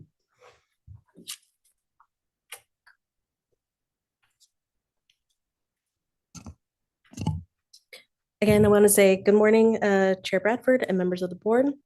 My name is Stephanie Giese. I am a water resource control engineer in the Title 27 unit here in the Rancho Cordova office, and I have taken the oath. Thank you. I'm here to present some information regarding item 10 on your agenda, the revision of waste discharge requirements R5-2014-0006 for Forward landfill in the city of Manteca. Forward landfill is located in San Joaquin County, roughly 7 miles southeast of the city of Stockton. Forward Inc., an Arizona corporation and subsidiary of Republic Services Inc., which is a Delaware corporation, is hereinafter referred to jointly as Discharger. The Discharger owns and operates Forward landfill. The landfill property boundary is highlighted on the map in green. Another important property to note is the California Department of Corrections and Rehabilitation Facility, located just north of the landfill and highlighted in blue. Portions of this facility are currently closed and not in use. This adjoining property will become important later in this presentation. I'm going to spend the next couple of slides to provide an overview of Title 27 and the framework for waste disposal. Title 27 of the California Code of Regulations, Section 20200, provides the framework for waste classification, treatment, storage, and disposal of waste that cannot be discharged directly or indirectly into waters of the state.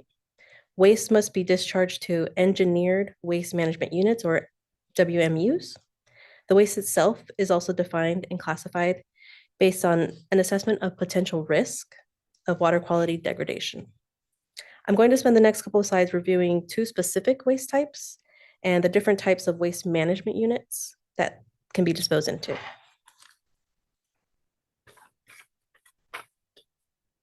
California Code Section 13173, designated waste is defined as either one, hazardous waste that has a variance from the Department of Toxic Substances Control, or two, non-hazardous waste that under ambient conditions could be released in concentrations exceeding applicable water quality objectives, or be reasonably expected to affect the beneficial uses of the waters of the state. Title 27, Section 20220A defines non-hazardous solid waste as putrescible, meaning rotting or decaying rapidly, and non-putrescible solid, semi-solid, and liquid waste that does not contain hazardous waste or waste that could that contains soluble pollutants in concentrations with exceeded applicable water quality objectives or could cause degradation of waters of the state. The waste types that I just finished going over are disposed into engineered waste management units. These waste management units vary in design and siting criteria. The classifications are based on the ability of the waste management unit to contain waste and protect water quality. There's also a requirement for the units to have 5 feet of separation above groundwater. There are engineered alternatives to this prescriptive standard, which are detailed further in Title 27, where the engineered alternative is required to continue to provide equal protection to water quality.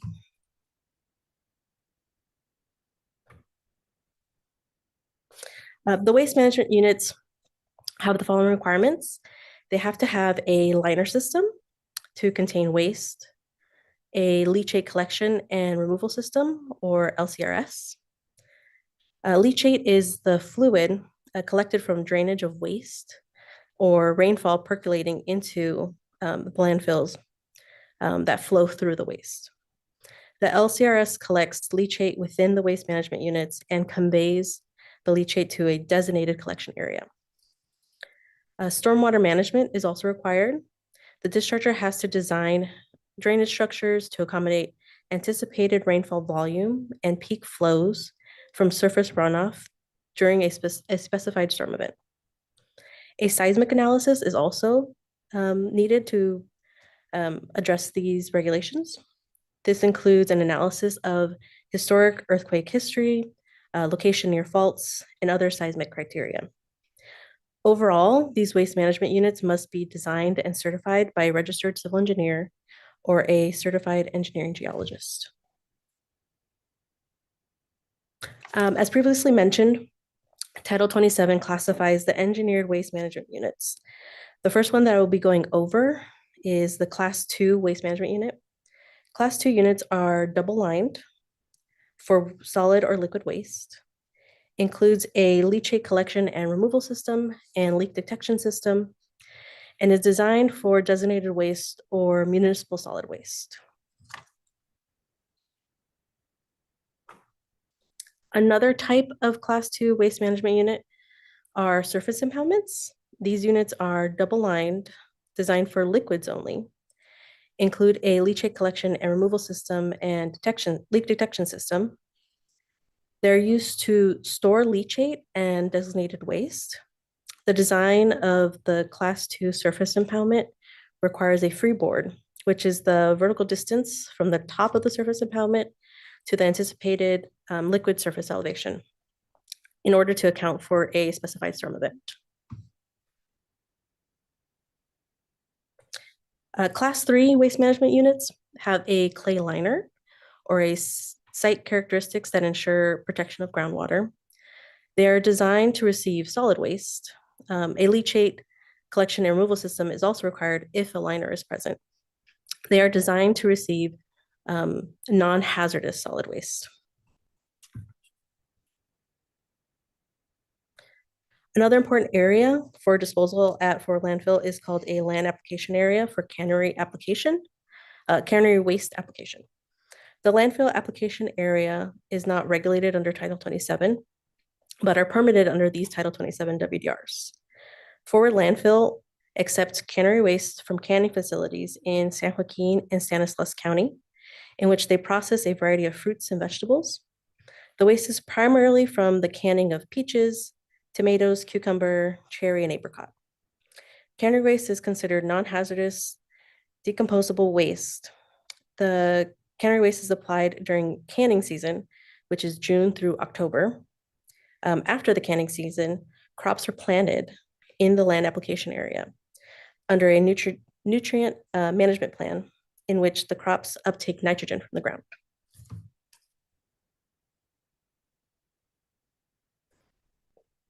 Now that we've reviewed the nuances of Title 27, I'll go over the current site map for Forward Landfill.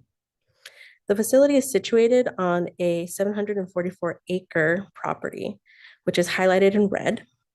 The yellow outline shows the limits of the current permitted landfill footprint, which encompasses Class 2 and Class 3 units. Surface impoundments are outlined in purple and located on the western and southern edge of the facility. The cannery waste application area is located on the northern edge of the facility, right above North Fork of South Little John Creek. The facility also contains a composting area in the south that is regulated by a separate state general order. To the west, the facility owns 184 acres of agriculture that is not permitted for landfilling purposes.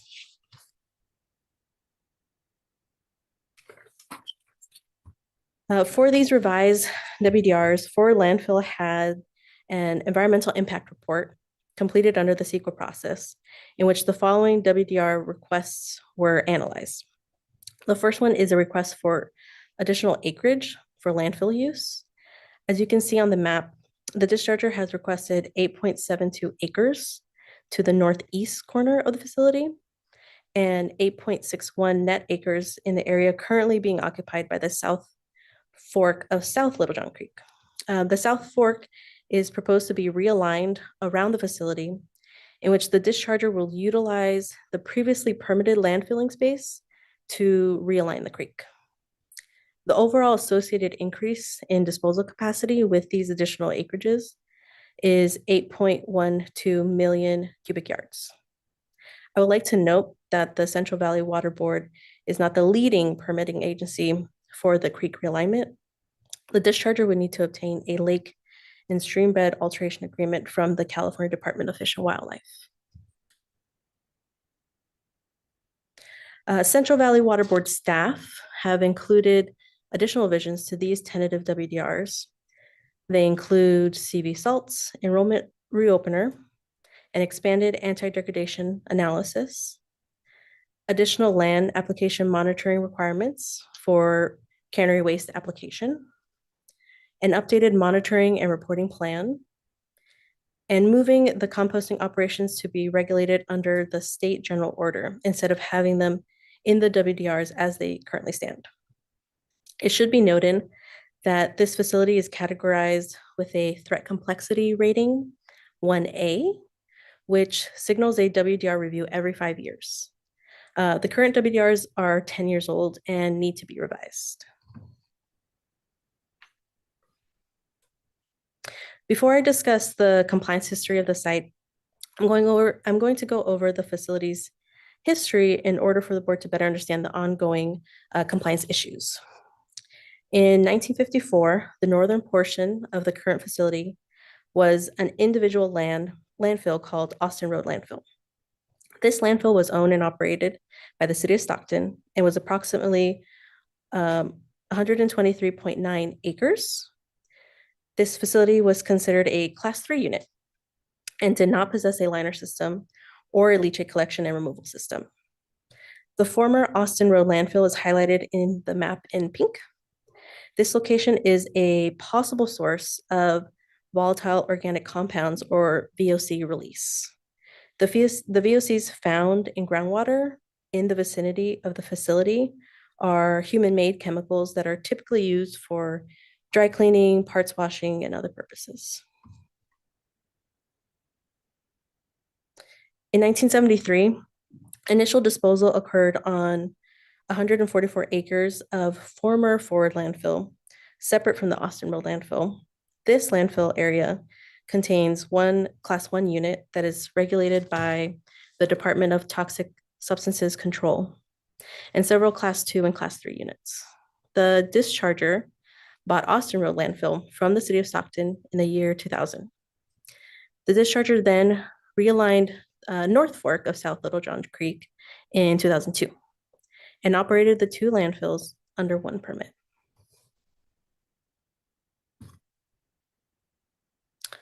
Some important current site conditions for the facility is the depth of groundwater is 60 to 80 feet below groundwater surface. It has a seasonal fluctuation of around 10 feet. The soil of the facility is made of clay, silt, and sand with minor amounts of gravel. The site receives an average annual precipitation of 14.27 inches of rainfall. As noted in the other slides, there are two creeks that run through the site, North Fork of South Little John Creek and South Fork of South Little John Creek. The groundwater in this location flows north to northeast. And as you can see in the figure, groundwater flows underneath the CDCR property. The groundwater has an average gradient of 0.001 to 0.003 feet per feet, or 1 to 3 feet per every 1,000 feet. This will be important as we transition into the compliance issues occurring at the site. Okay, compliance history. A cleanup and abatement order, or CAO, was issued in 2008 and then replaced with CAO R5-2017-0703. The 2017 CAO was issued to establish compliance effort to manage an ongoing volatile organic compound plume. VOCs have been detected from the old Austin Road landfill unit since 1989.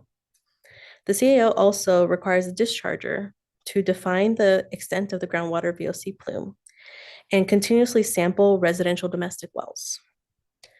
The CAO also required the discharger to mitigate high nitrogen loading in the land application area.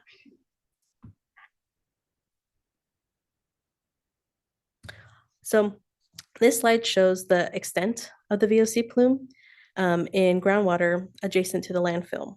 The majority of this VOC plume has been attributed to the old Austin Road landfill. A very small portion of the VOC plume on the eastern edge may be associated with an alternative release. The plume extends from the facility under the CDCR property and beyond, consistent with local groundwater flow direction.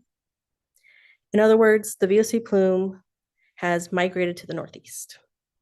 The compounds that have been continuously detected are tetrachloroethane, also known as PCE, trichloroethane, also known as TCE, cis-1,2-dichloroethylene, also known as cis-1,2-DCE, and vinyl chloride. Again, these compounds are typically associated with dry cleaning and other solvent uses.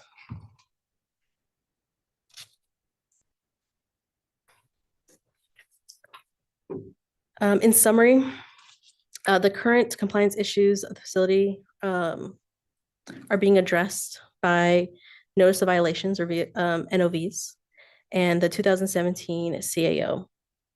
The latest NOV was issued in October 2023 to address a VOC release detected in a groundwater well. The compliance and enforcement team is working with the discharger to continue to address these compliance issues. There has been additional groundwater monitoring wells installed to detect VOC plume activity. Groundwater extraction wells have been installed to the north of the facility at the California Department of Corrections and Rehabilitation, with plans to install more. Additional extraction wells are installed on the eastern side of the facility. The discharger also submits weekly updates to water board staff regarding status updates of the site. In order to address the nitrogen loading in the land application area, a 2017 cannery waste management plan was implemented.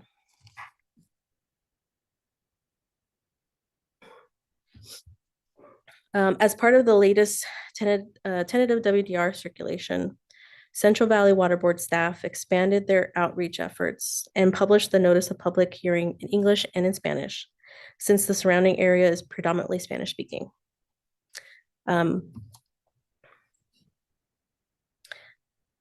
The WDR revision notification was also sent to 15 local and historically local tribal groups, 2 environmental justice groups, 1 local newspaper, 2 local libraries, and 1 local post office, and 60 residential homes. And I'm going to just zoom in on the area that we notified. I will be going over a timeline of the tentative WDR's circulation before going to public comments. There have been 3 rounds of tentative WDR circulation, one in April 2022, one in June 2023, and one in October 2023. The tentative WDRs were pulled from the April 2022 agenda due to a damaged surface impoundment that required additional time to resolve.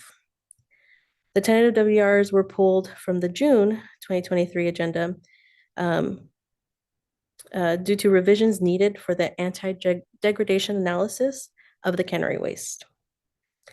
The tentative WDRs were pushed from the December 2023 board meeting to the February 2024 board meeting due to clarification needed from comments from a member of the public during the various comment periods. During the 30-day public comment period of the tentative WDRs, after all 3 circulations, comments were received from both the discharger and a member of the public. The discharger is not contesting the adoption of this order. Comments were received by a member of the public and is contesting the adoption of this order, and in turn has prompted this presentation. The member of the public owns a property adjacent to Forward Landfill. The comments received from this person repeated several comments and referred to numbering and various response to comments documents. In order to avoid confusion, board staff identified and grouped 14 distinct issues. These issues generally revolved around the permitting of the Forward Landfill, its compliance history, and potential impacts to surrounding groundwater. I will be going over a summary of the 14 issues and staff responses. Issue 1, the board should not adopt the WDRs because the facility has leaked toxins and expansion will create additional problems. Staff responded that the revised WDRs following the regulations listed under Title 27 are in place to protect public health, safety, and the environment. Existing releases are being addressed through the facility's corrective action program and cleanup and abatement order. As a response to this comment, staff decided to include a late revision to the WDRs and MRP, which will be discussed in a later slide. Issue 2, the board should require additional extraction and cleanup wells to utilize existing domestic wells in the area for treatment. Staff responded, the requirements of the 2017 CAO require Forward Landfill to implement corrective action measures to remediate impacts to groundwater that were caused by the operation of former Austin Road landfill unit. The board will continue to monitor progress under the CAO and will require the installation of additional groundwater extraction and treatment wells if necessary. Issue 3, there are unacceptable impacts to drinking water wells and surface drinking water supplies. A domestic well sampling plan was required under the 2017 CAO.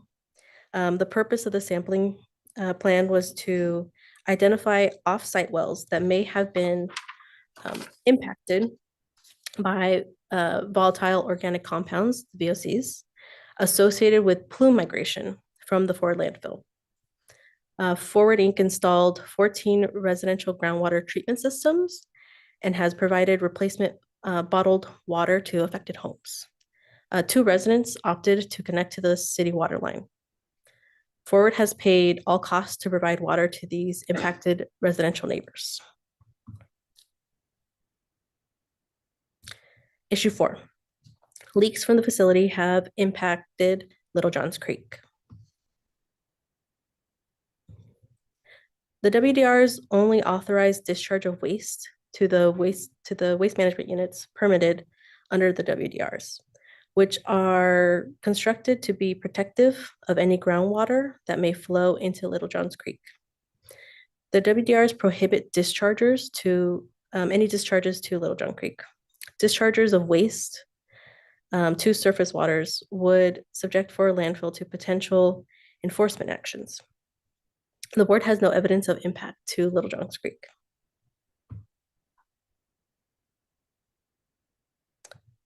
Issue 5. Forward has not complied with the 2017 CAO, and the board should reject an expansion, strengthen the WDRs, and or take additional enforcement action, including administrative fines. The 2017 CAO is in place to delineate and address legacy pollution caused by historic operations. Non-compliance can result in additional enforcement action, including civil liabilities, cease and desist orders, or litigation. The issuance of these WDRs authorizing discharges to new waste management units that are subject to more modern and standard regulations. They do not affect the enforceability of the 2017 CAO, which will remain in place. The permit does not preclude enforcement of violations of the water code or board orders. Issue 6. Releases from the facility will have impacts on the delta by inducing the growth of floating aquatic vegetation due to increased nutrient loading. Staff responded that nutrient loading to surface waters have long been a concern of the Central Valley Water Board. As this, it can be a contributing cause to the growth of vegetation, as well as harmful algal blooms. However, the WDRs that are going to be considered by the board prohibit discharge to surface waters, and there are no known nutrient discharges to surface waters from the operation of the facility regulated by these proposed WDRs. Issue 7.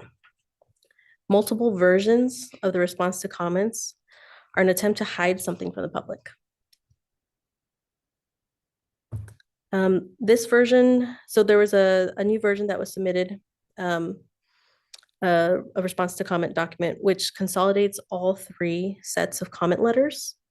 They were developed to avoid confusion.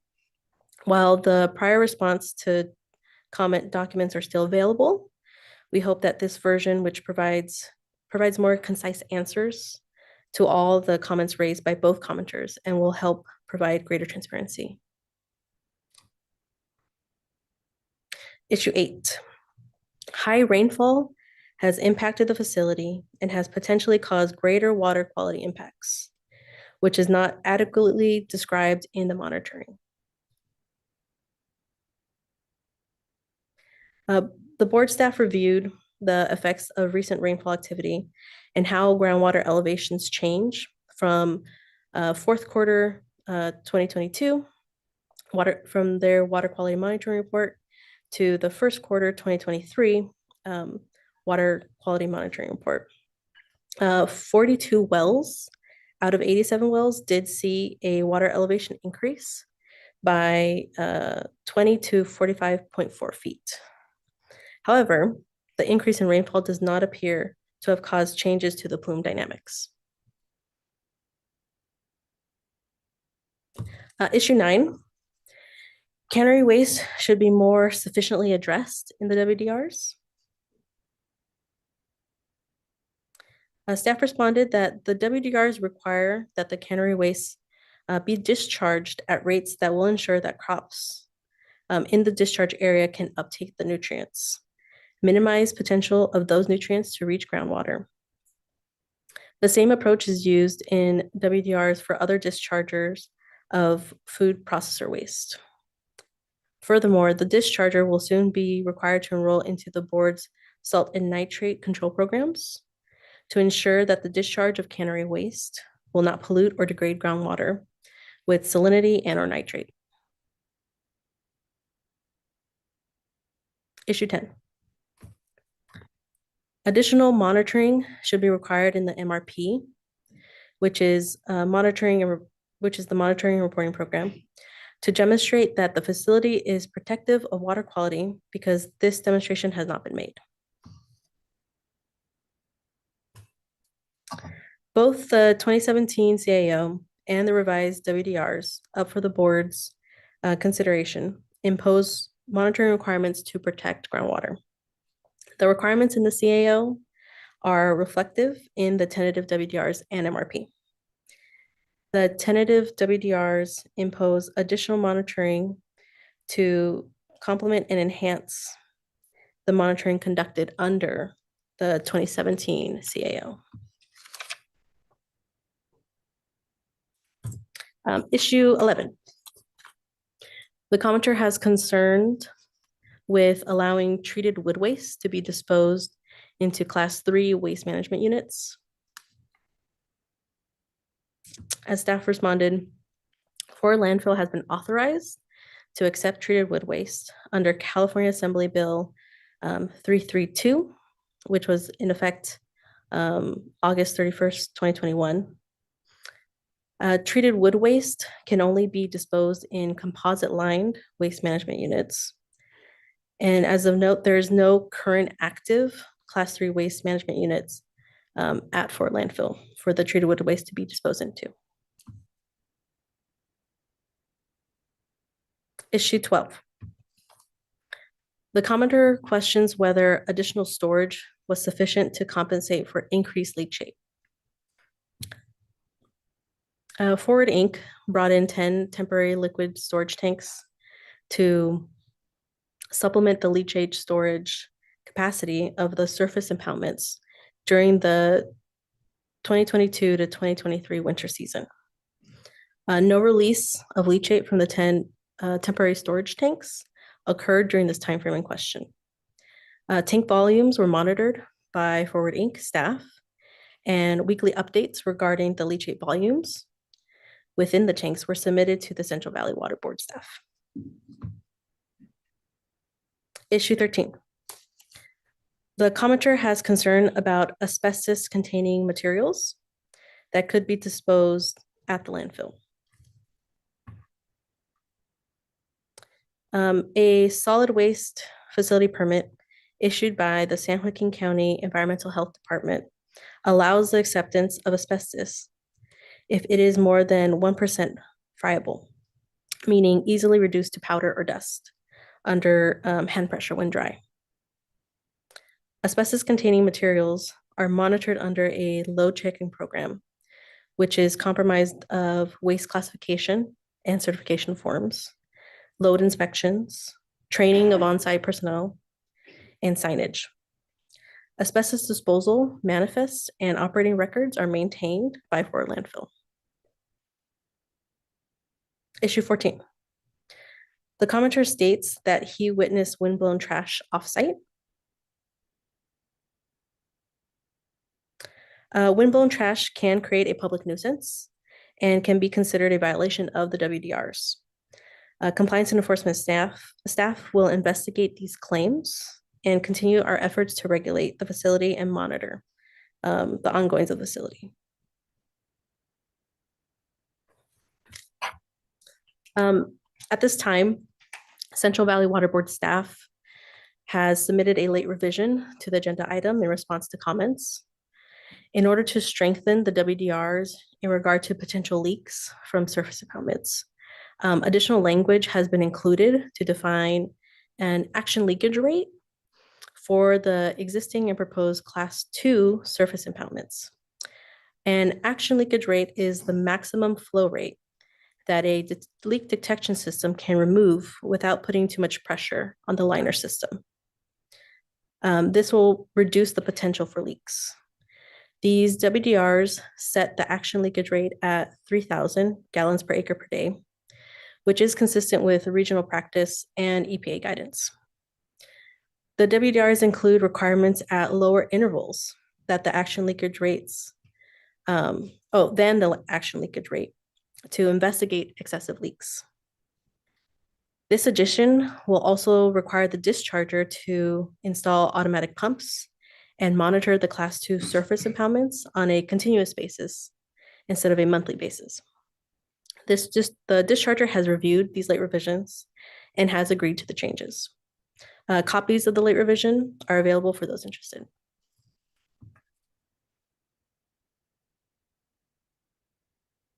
In summary, the current compliance issues at the facility are being addressed by the 2017 CAO, and the proposed revisions to the WDRs should not result in any change to the ongoing efforts to manage the VOC plume. The current WDRs are 10 years old and are outdated. They should be revised. In turn, a revised version of the WDRs will assist compliant efforts. Central Valley Water Board staff recommend adopting the proposed WDRs as presented. This concludes our presentation. We ask that this presentation and case file be entered into the formal record, and we are available to answer any questions. Thank you. Thank you, Stephanie. That was a good history and explanation. I guess my observation is a lot of the comments and issues seem to be confusing or overlapping the cleanup and abatement order with the WDR revisions, and they seem sort of general and speculative. The data that you presented seems to support the current proposal. It's a real well-regulated site, and if anything, these light revisions that were issued yesterday are more restrictive. So with that, I'd like to proceed with approving the WDRs, but I'd like to entertain comments from staff. And I think as part of the process, we would open up to comments from the discharger, and then we'd hear from Mr. LaForge. And then staff would wrap up after that. I understood the discharger was available if there were questions for him.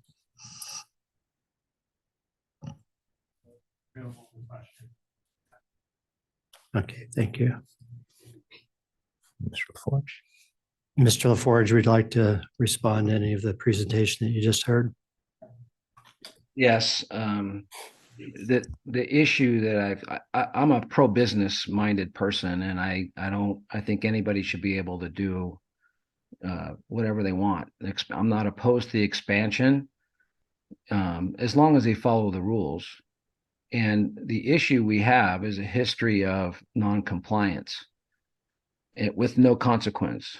This plume has grown for decades. It's been larger every year. It's been an increase in volume. We have a 2008 cleanup and abatement order that was issued that was completely ignored, which forced your board to issue a 2017 cleanup and abatement order. So that essentially has been ignored. There were 10 action items that they were supposed to have completed by July of 23. They've completed 2.5 of the 10 items. So you have people, over 20 homes along Newcastle and Austin, disadvantaged people with English as a second language and what have you, that have been impacted with unsafe drinking water, which Forward says, oh, well, look, out of our own dime, we're putting in filtration systems. Well, is that enough? It's these people, the value of their homes has been decreased. The plume that continues to spread, in fact, now it's spreading to the east towards more farms. you're talking about the threat of the livelihood of farmers to be able to make a living. And I asked you to, San Joaquin County is supposed to be farm advocates. If we can't sell our produce because the word gets out, well, he's got contaminated wells, what does that do? We go bankrupt.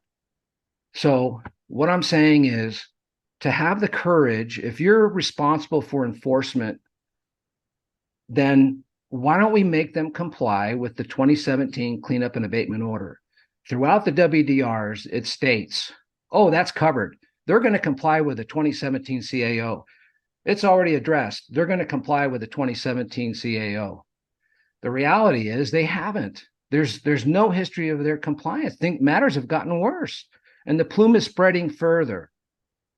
So I'm okay with them expanding, but all I'm asking is, why don't we have the courage to say, you know what, we'll approve the expansion, but only after you comply with the 2017 CAO. They're in violation. You read every day about multi-million-dollar fines for environmental justice. Why hasn't that happened as a result of violations for the CAO? I ask you to have the courage to consider that. Consider the impact to the public. I think that the goal is for every citizen to have safe drinking water, safe water to farm. So let's get to that point before we approve any expansion. I'm okay with expansion, but why don't we have them get in compliance? In fact, recent history shows last Tuesday, another notice of violation was issued by the Air Quality Board. For the last 5 years, from 2019 through 23, for composting activity exceedances, they have a permit for 95,000 tons per year. They've exceeded that 5 years in a row. So how does that demonstrate when they say, oh, don't worry, we're going to comply with the NOV, we're going to comply with the CAO, we're going to comply with the WDRs. These people have a history of ignoring the WDRs and ignoring the CAOs.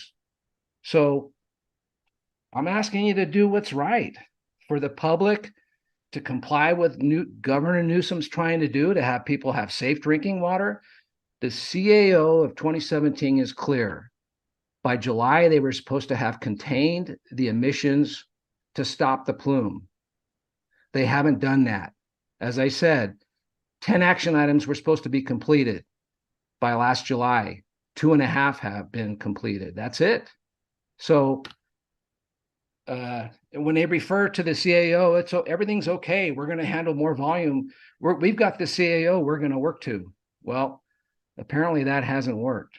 And I ask you to consider that for these poor people and small farmers who are trying to make a living and trying to drink safe water. So please consider withholding the approval until they are in compliance with the 2017 CAO.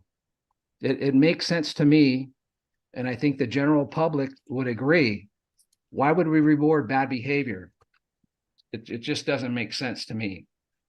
I appreciate your time and your consideration, and I, again, hope you have the courage to make the right choice, not just because these guys are full of deep pockets and they have hired a lot of consultants and lawyers. I'm sure they've approached each of you individually and said, hey, we're good citizens, we're doing great. The fact of the matter is, if you look at the history, they've been non-compliant. They ignore the WDRs, they ignore the CAOs, and they continue to violate. If you look at the number of NORs, the number of NOVs that have been issued, it's a pretty lengthy list. So I'm just asking you to consider that before you approve this permit. Make them be good citizens. Thank you for your time. And thank you, Mr. LaForge, for the comments. I would clarify kind of one point just for anybody in the audience, is that there has been no direct communication from Forward to any of the board members that would be an impermissible ex parte contact That's prohibited by open meeting laws, and I can absolutely attest to the fact that we have not allowed Forward to make any entreaties of our board members individually. So everything that you see is happening in open session and on the administrative record. And Mr. LaForge, I'll commit to you, given direction to our enforcement team to write up a response. I believe that they're going to be looking at Forward's compliance with the cleanup and abatement order. And by the June board meeting executive officer report, we'll see if we can have a notation of a write-up for the compliance with the cleanup and abatement order. What you're seeing, and just to be completely blunt, is tough decisions that state and local agency leaders have made about a landfill siting in the state of California. Most landfills that we see, and most currently operating landfills, are sited on top of or right next to landfills that were built under the pre-1984 regulatory standards. So they all leaked. All of the prior landfills were not built with the liners that we'd like to see, the liners that we expect in 2024. They just were not part of long-term thinking when these facilities were initially built in the 50s, 60s, and even before that. And so, the prior operations at the Austin Road landfill, they leaked, and they are continuing to cause volatile organic compound impacts and a plume that has developed outside that facility. But the state of California and local counties have made the determination to site new landfills on top of or next to old landfills, rather than let those old landfills go out of business and essentially become a problem for local government or state government to oversee. And this board has actually seen a number of those failed landfills where they did not permit a new facility to become essentially a ward of the state, and the state spend taxpayer dollars to remediate those, as opposed to what's happening at Forward, where Forward has taken responsibility for the old landfill and is continuing to apply due diligence to both satisfy the requirements of the cleanup and abatement order and to get their revised WDRs out there. So, but it is two tracks, and I think it's hard to kind of for the public to see that there's actually a permitting track in this office, and there is a compliance and enforcement track in this office that are operating in parallel. I will say that I have spoken with JJ and Kerry, their enforcement team. They know that there are issues at the Forward landfill, and they will be continuing dialogue with Forward about how to rectify those ongoing problems. And you're right, giving free water or providing free filtration to nearby homes that may be impacted by a plume is not enough. You also have to work on remediating that plume as well. Forward is doing that. They are not in compliance with some of the milestones, and I think that's the dialogue, JJ, that I'll ask you to have with Forward in the weeks and months to come, so that we can have something to take back to the board and say, we got the WDRs, they're in compliance with the WDRs, but there's an enforcement order out there too, and we need you to comply with that as well. So again, I thank you, Mr. LaForge, for bringing these comments to the board's attention. I'll let the board kind of speak at its will, but it will continue to be my recommendation to move ahead with the WDRs, and also I'll provide direction to the enforcement team to come up with a write-up to explain what they've been doing to make sure that 2017 CAO is complied with. Thank you, Patrick. That was a good summary. And I totally agree that I'd like to have a follow-up on the enforcement status of the site in April or June, whenever we can get it done in the next meeting or two. And with that, are there any other comments from board members? Okay. I'd just like to thank Mr. LaForge. I mean, obviously, these are very difficult situations to deal with as a governing body here. I think it's a difficult choice, but I think the choice is clear that we have to proceed with the issuance of this WDR. And I would agree with the chair that we want to report back on this. It's a very serious matter, and we deserve to be on top of it. So thank you, and I would move approval of the staff recommendation. Excuse me, Chair Bradford, we do have some more speakers. Oh, Oh, sorry. Well, that Okay. was premature then, Yeah, wasn't we it? jumped ahead. Can I make a quick comment on it? Sure. Yeah, in addition to the vice chair and chair and Patrick already alluded to, it is a very serious matter. And I appreciate Mr. LaFord come and share his concern. Those are legitimate concern for sure. However, I appreciate the the staff providing the presentation very thorough. And I definitely agree with the chair about following up with the compliance and so forth. With that said, I am in agreement of moving forward. If there are additional speakers, I'd like to hear from them. Yes, I believe we have 3 or 4. The first one is Greg Schlick, representing Lynch Road Ranch on Zoom. Yes, this is Mike again. Can I introduce Greg? He's been working with LaForge Family Enterprises for a number of years, for over 15 years. He's a research scientist by training and has worked for NASA for more than 30 years, developing life support systems for long duration missions to the moon, Mars, and beyond. He has a firm understanding of the graphs of waste and recycling systems and how they impact other systems and therefore surrounding environments.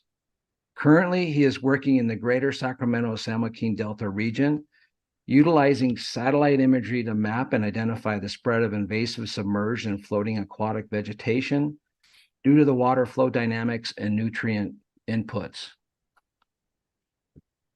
So he's got more qualifications than just a dumb farmer. That I hope you seriously consider what he says.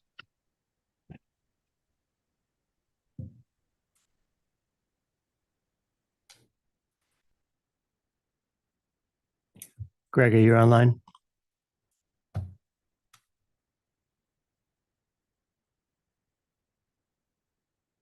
I do not see him online. Actually, I'm sorry. He had the bug, so I didn't expect him. I was surprised that he was on.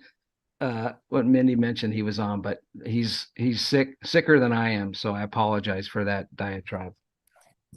Well, and we will have a follow-up on the cleanup and abatement order down the road, so you'll have another chance to give us some input at that point. By then, it's too late. Well, I think the data demonstrated that there wasn't an impact to surface waters from this facility, so I'm not sure what the discussion would be about floating aquatic issues and harmful aquatic blooms. So given that, I think we can move on to the next speaker if there is one, Mindy. I have Benjamin Wade representing Republic Services.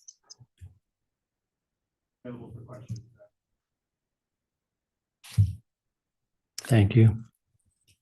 Next, I have Drew Fucht, I believe is how you pronounce it, from Arcadis. Okay, thank you.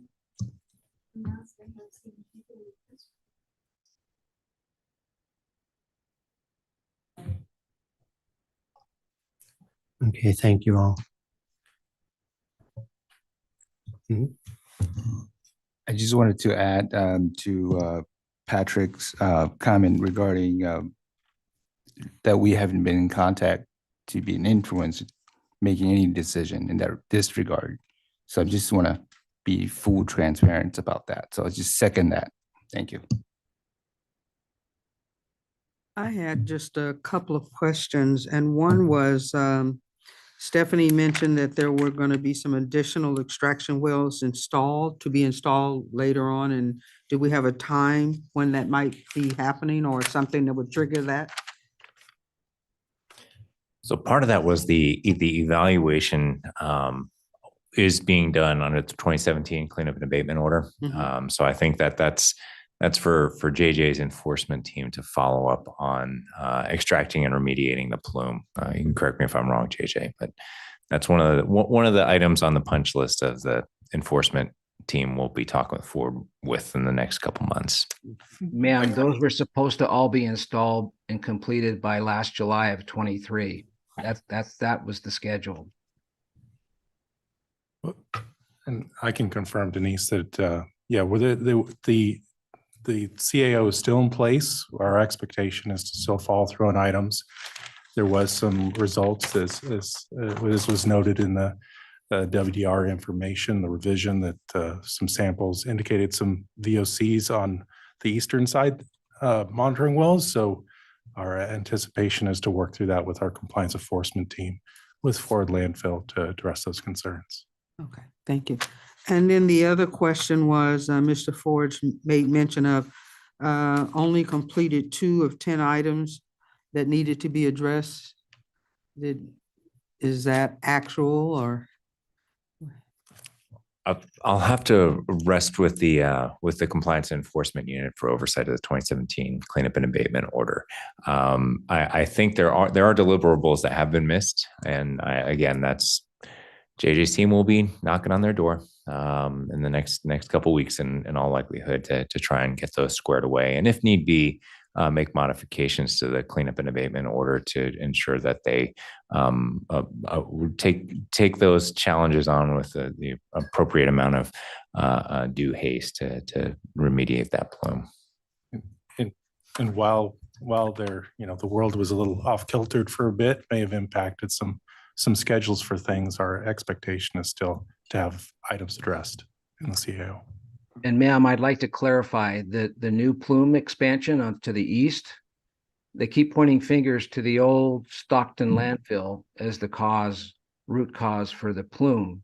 Well, it's undetermined. The new plume spread to the east is not. There's a determination that has to be, it looks and appears as though has nothing to do with the old Stockton landfill, but something that Forward put in. So just so you know, that's the case.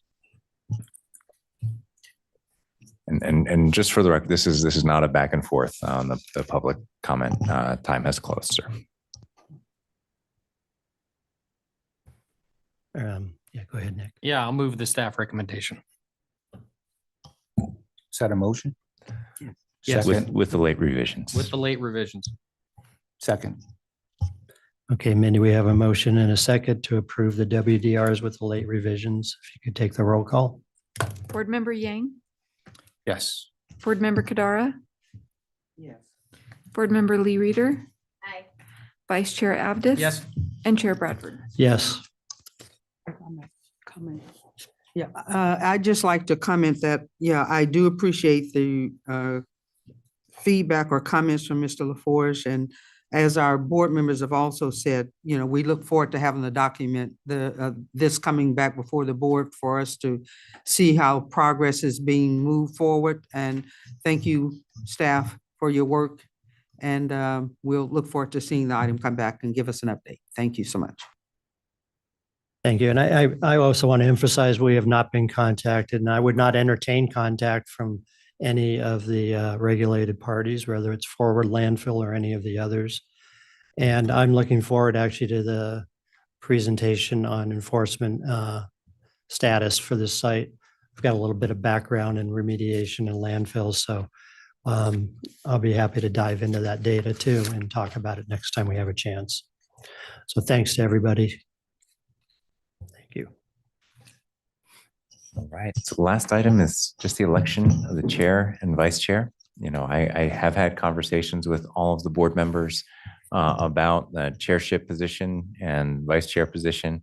I know, Mark, we've got a lot of board members who are busy doing a lot of things, as you are as well. I know you volunteered for the chair position. I'll let you speak for yourself, but with the addendum that this is the last year, and that we would expect a rotation in 2025. You can certainly correct me if I'm wrong there. No, that's accurate. And I think we're also impacted a little bit by the fact we still only have 5 out of 7 chairs full. Something I continue to raise with the appointments desk. So I think that impacts our ability to kind of juggle and reassign responsibilities. And I am happy to do it one more year, but I really would like to kind of draw the line at that point. Okay. And I would like to, again, poll interest for the vice chair position, or if anybody else wants to do the chair position as a change of heart.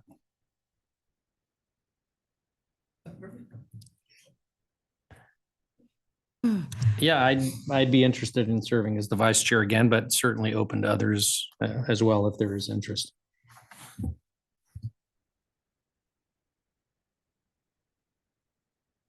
Well, hearing no other, everybody else took a step back, I think. So given that, I think we can proceed with a vote on these two, with myself serving for another year as the chair and Nick serving for another year as the vice chair. And hopefully we'll get a couple of new members by the time we have to do this again in a year. So with that, Mindy, could you take a roll? Do we have a motion and second? I'll move. Oh, sorry. I nominate Chair Bradford as the chair and Nick Abdus as the vice chair. Second that. Thank you. Thank you. Board Member Yang, Yes. Board Member Kadara. Yes. Board Member Lee Reader, Aye. Vice Chair Abdus. Yes. And Chair Bradford. Yes. Thanks, Mindy. And with that, I believe we are, we're adjourned. So we'll be back on April, what is it, the 14th, I think.